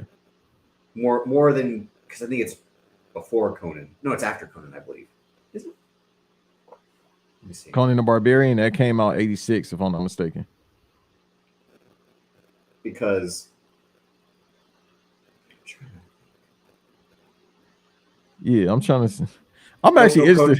Conan is 82. The sequel is the same year as God damn. Really? Yeah. I was like, I think Conan's the first because what's funny, maybe that's why he only has like 64 words in Terminator's. James Cameron's like, I don't trust this guy to act. But what does James Cameron do after Terminator? He does Aliens. And then he does T2. He creates what is now known as like the modern action blockbuster. He does True Lies. He then does Titanic, which is like the fucking weirdest movie I think someone could ever make. You know what I mean? Like after coming off those, yeah. No, not even that. Like how we talk about how is Drake gonna? How can someone do look what you've done and then hell yeah, fucking right? Like it's not even like that. It's like you want to make a movie about a ship that sank and spend all this money because you what? It's just like, and it's about a romance. Like, on paper, it's not a bad idea, especially in that time because it was the rom-com era. no, Was it, no, it is. It is when you see the budget for the film. I'm like, couldn't you just be on a set, like, and not need the money to explore the ocean yourself, like you would go on to do? Like, he's one of those practical guys. As we've seen, he bought out the whole. That's because he was like a technical engineer or whatever he was, like an electrician prior to being a filmmaker, which is always weird when guys have another occupation. That's how you know he a thief, because once don't you say PG&E is? I know. I told you the person that made Terminator, The Matrix, the black lady, right? I put you on. Oh, you're saying that the stolen idea? Yeah, how you still have a 20+ year lawsuit against Warner Brothers off that, and it didn't get dismissed? Huh? Okay, that's what we talking about here. So he's a fucking fraud. He just taking that. I don't need 2, 3, 4, 5 of the same movie because you stole the idea, you remixing it. Like me and you talked about it. They about to squeeze 3 hours out of a hour movie tops. How the fuck are you gonna get 3 hours out of this? I said it last week. It's cutscenes. That's all it is. But that's what I'm saying. If he didn't have action, you don't get to play. So if he didn't have the technology that he has, that shit ain't making $1. And it ain't making $1. But what's the star? Is it the property Avatar, or is it the name James Cameron? It's the property, because the shit look good. Like, if he didn't have those graphics, ain't nobody going to see that shit. Mm-hmm. Because again, there's no one in it. There's in the first one, it was Sam Worthington, like who we said before. Hollywood was like, this is our next guy. He clearly wasn't our next guy. Sigourney Weaver, who again, classic action leading star of the past. Michelle Rodriguez, Stephen Lang, who's like that guy, Giovanni Ribisi, that guy, and that one dude who's always in a bunch of shit. The guy who was the villain in Grandma's Boy. Like, those were the humans in Avatar. Those 5 people. And out of that, it was a bunch of... And Laz Alonso did voice for one of the... what do they call it? Navi. Like, that was... Then Zoe Saldana did the other one. Like, those were the other stars in those films. Like, the property is the draw to him, but it was like, it only is the draw because you're the guy that made T2 and Titanic. Like, that's really why people care. Like you're saying, like the graphics, oh wow, this looks amazing in 3D in 2009. That doesn't matter anymore. We're past that. That's played out. You can't run the Wildcat offense anymore in the NFL. Like, yeah, so I don't know, bro. Like, we talked about it. I'm gonna keep on burying this movie. I'm gonna watch it on bootleg. I can't remember. I haven't seen the first one since my fucking eyes feel like it was gonna pop out the socket in 2010 when I went to go see it at the theaters. But that's the last time I went to go see it. We talked about it last week or a week before last. Like, dude, that shit had my eyes hurting. So imagine going to the theater. Seeing the SpongeBob, my eyes, dude. So imagine the 2022 version of it without the 3D. That shit still going. That shit hurt it. That's how your eyes gonna feel, bro. It's gonna I was looking, and when I'm watching the trailer, I'm like, I don't want to. In the theater, I'm like, I don't want to sit in here for 3 hours and watch just this. This bitch is weird. Go ahead. I'm sorry. No, but I'm saying that's the end point of like, this argument will continue to exist because a guy like him said, fuck movie stars. We don't need them. We need them wearing these fucking motion capture suits instead. Like, well, he said that actually because he's saying the story's the star. Yeah, the IP's the star. That's his argument. So, but like, and no one's calling him out. Yeah, in terms of his fellow directors, like this guy's saying movie stars. We don't need movie stars. He on to something. That's the first original idea he's ever had. Because he's right. Like, it's getting to that point, and maybe that's why we got all these Avatar movies coming out. I told you, he said it in Entourage. Like, in 10 years, we won't even need actors. That's what we get to.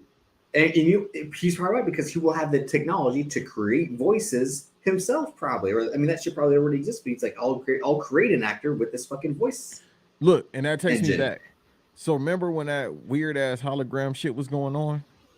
The Tupac one, you mean? Yeah, so they said Yeah. they was trying to do that with a lot of like Mhm. people in general and put it in movies. So all these prominent figures from our life, they about to have an actor. They've done And that with deepfakes. that's the new thing. There you go. That's the new shit. There you Mhm. go.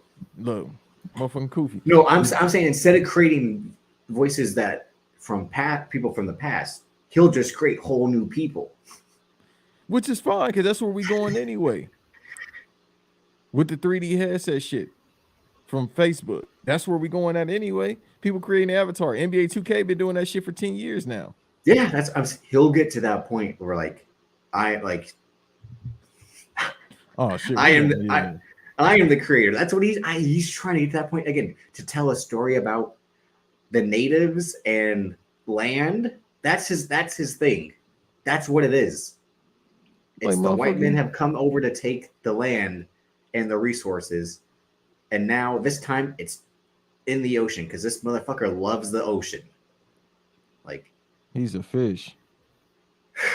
I mean, but that was the only really thing. That's the only thing. Really, I mean, I guess I can do my. Should I explain what's wrong with Jake Gyllenhaal for 5 minutes before we wrap up? Because you had asked. The motherfucker's just weird. You're weird. You're weird. Yeah, I think I said I have a theory for that. I think it's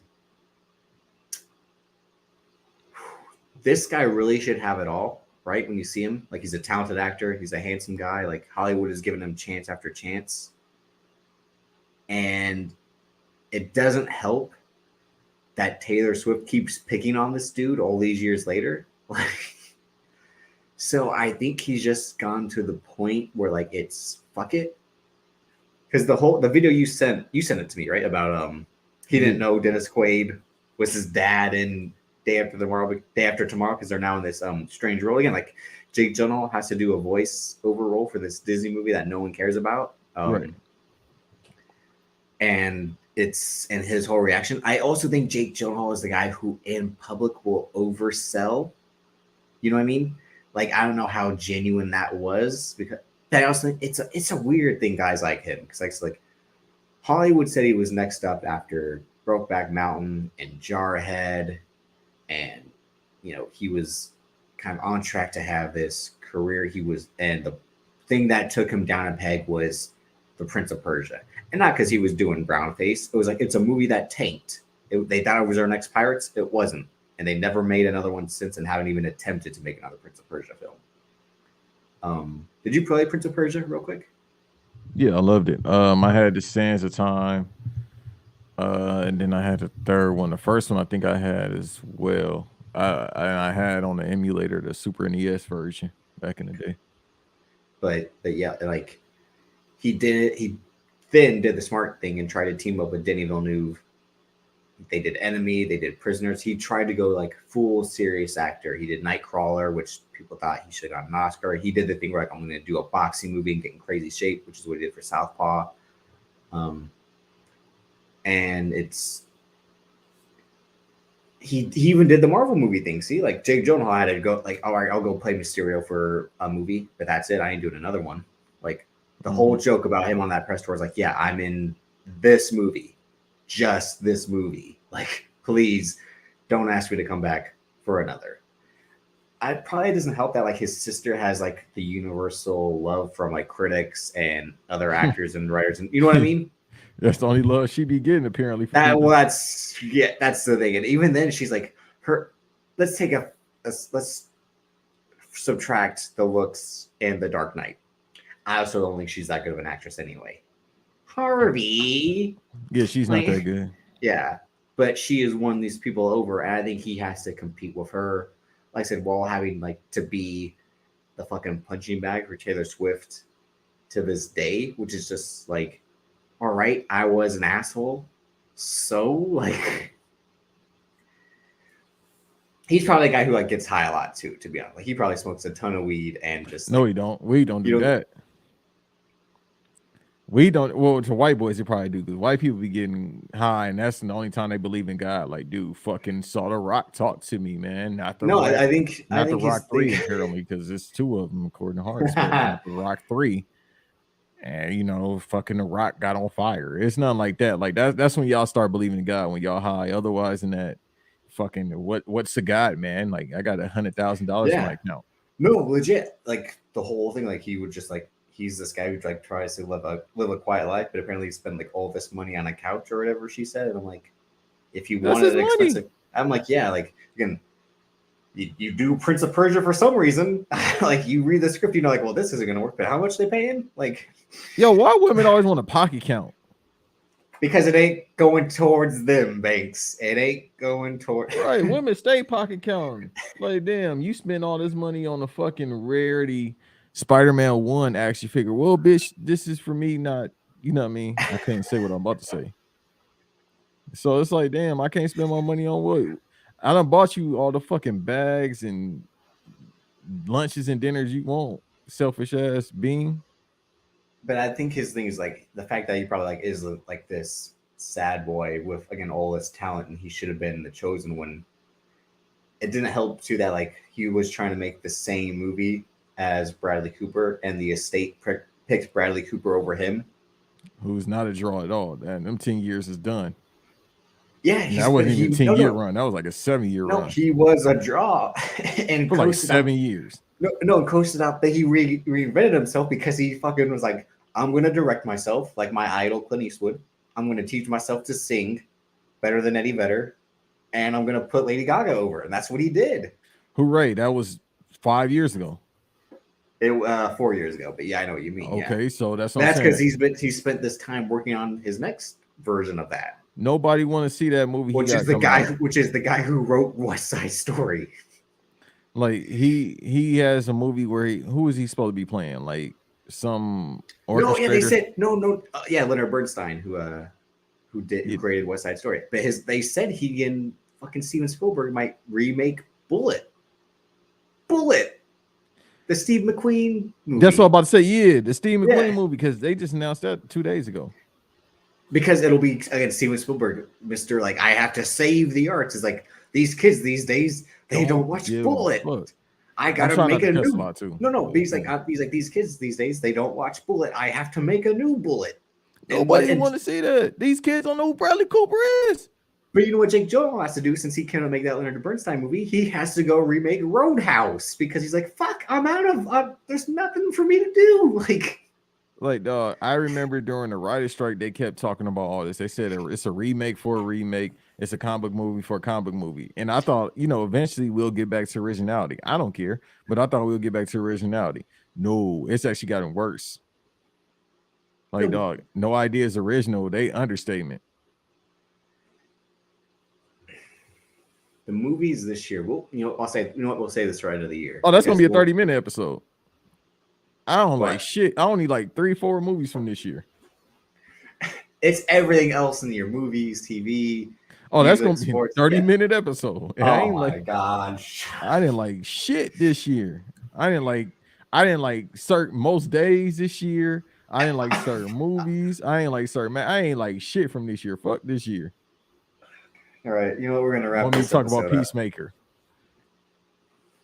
Do this fucking dance. Get me out this year. Let me dance out the year like this. Shit. Get me out of this year doing that shit. Best thing this year was Do you really want to taste it? Best thing this year was Coco Jones. All right, you know what? We're gonna end this episode. We'll probably be on Patreon talking about cop movies and why do we still see cop movies if the police are the bad guys in real life? That is. I'm trying to think of what is the last cop movie I didn't want to go see. Shit, Bad Boys. There we go. See? That was it. Just to watch my old ass Mike Lowry. But Banks, where can people find you on social media? You can't, but you can at the BVD Pod if you want to find us at the BVD Pod on Twitter. Twitter's still here, everybody. Elon Musk trick y'all. By the way, he did. What did we say? It was just like. By the way, again, they saying that if your account was suspended a while ago, this following week it'll get unbanned. So I'm putting in my 20th complaint. Like, yo, unban. I told them, I just said straight out in the email, hey man, I heard they unbanning accounts. Y'all might as well go ahead and take care of mine right now. All right. So If they say no, I'm gonna just do it again. But no, at the BVD Pod on Twitter, if you care to do that. Otherwise than that, thank you for being here. If you're listening, Banks versus Davis on YouTube. Hopefully by the end of this week, we'll be at 300 episodes. By the time this come out, we'll see. Subscribers. Yeah, subscribers. You want to do 300 episodes by the end of the week? I'm tripping. Hey, but if we get Banks versus Davis, good night. Yeah. Like we just like we about 140 away. We'd have to 150, yeah. But we'd have to do like Chappelle's 2-minute special for. Yeah, we a long ways from 300. You want to hear about that's about Bush? You want to hear about that's about the war? Good night.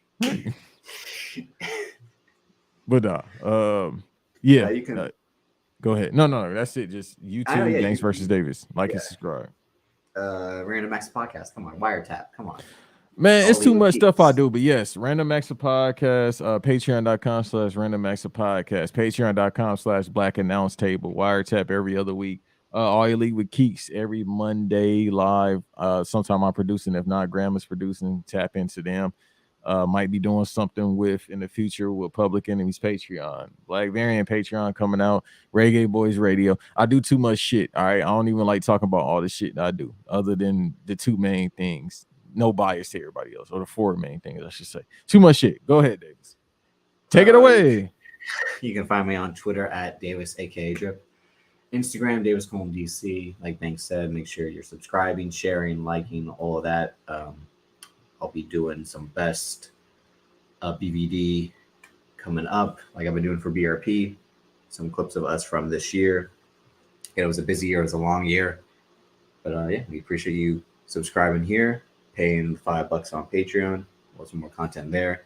Again, it's stuff that we can't do on here due to copyright issues. So it's a lot of us talking about wrestling promos and reviewing those, wrestling pay-per-views, movie commentary tracks, all of it. It's worth it if you enjoyed stuff like we did with Fast Summer into the wrestling verse. It's migrated over there because it's easier, and that way we don't get in trouble.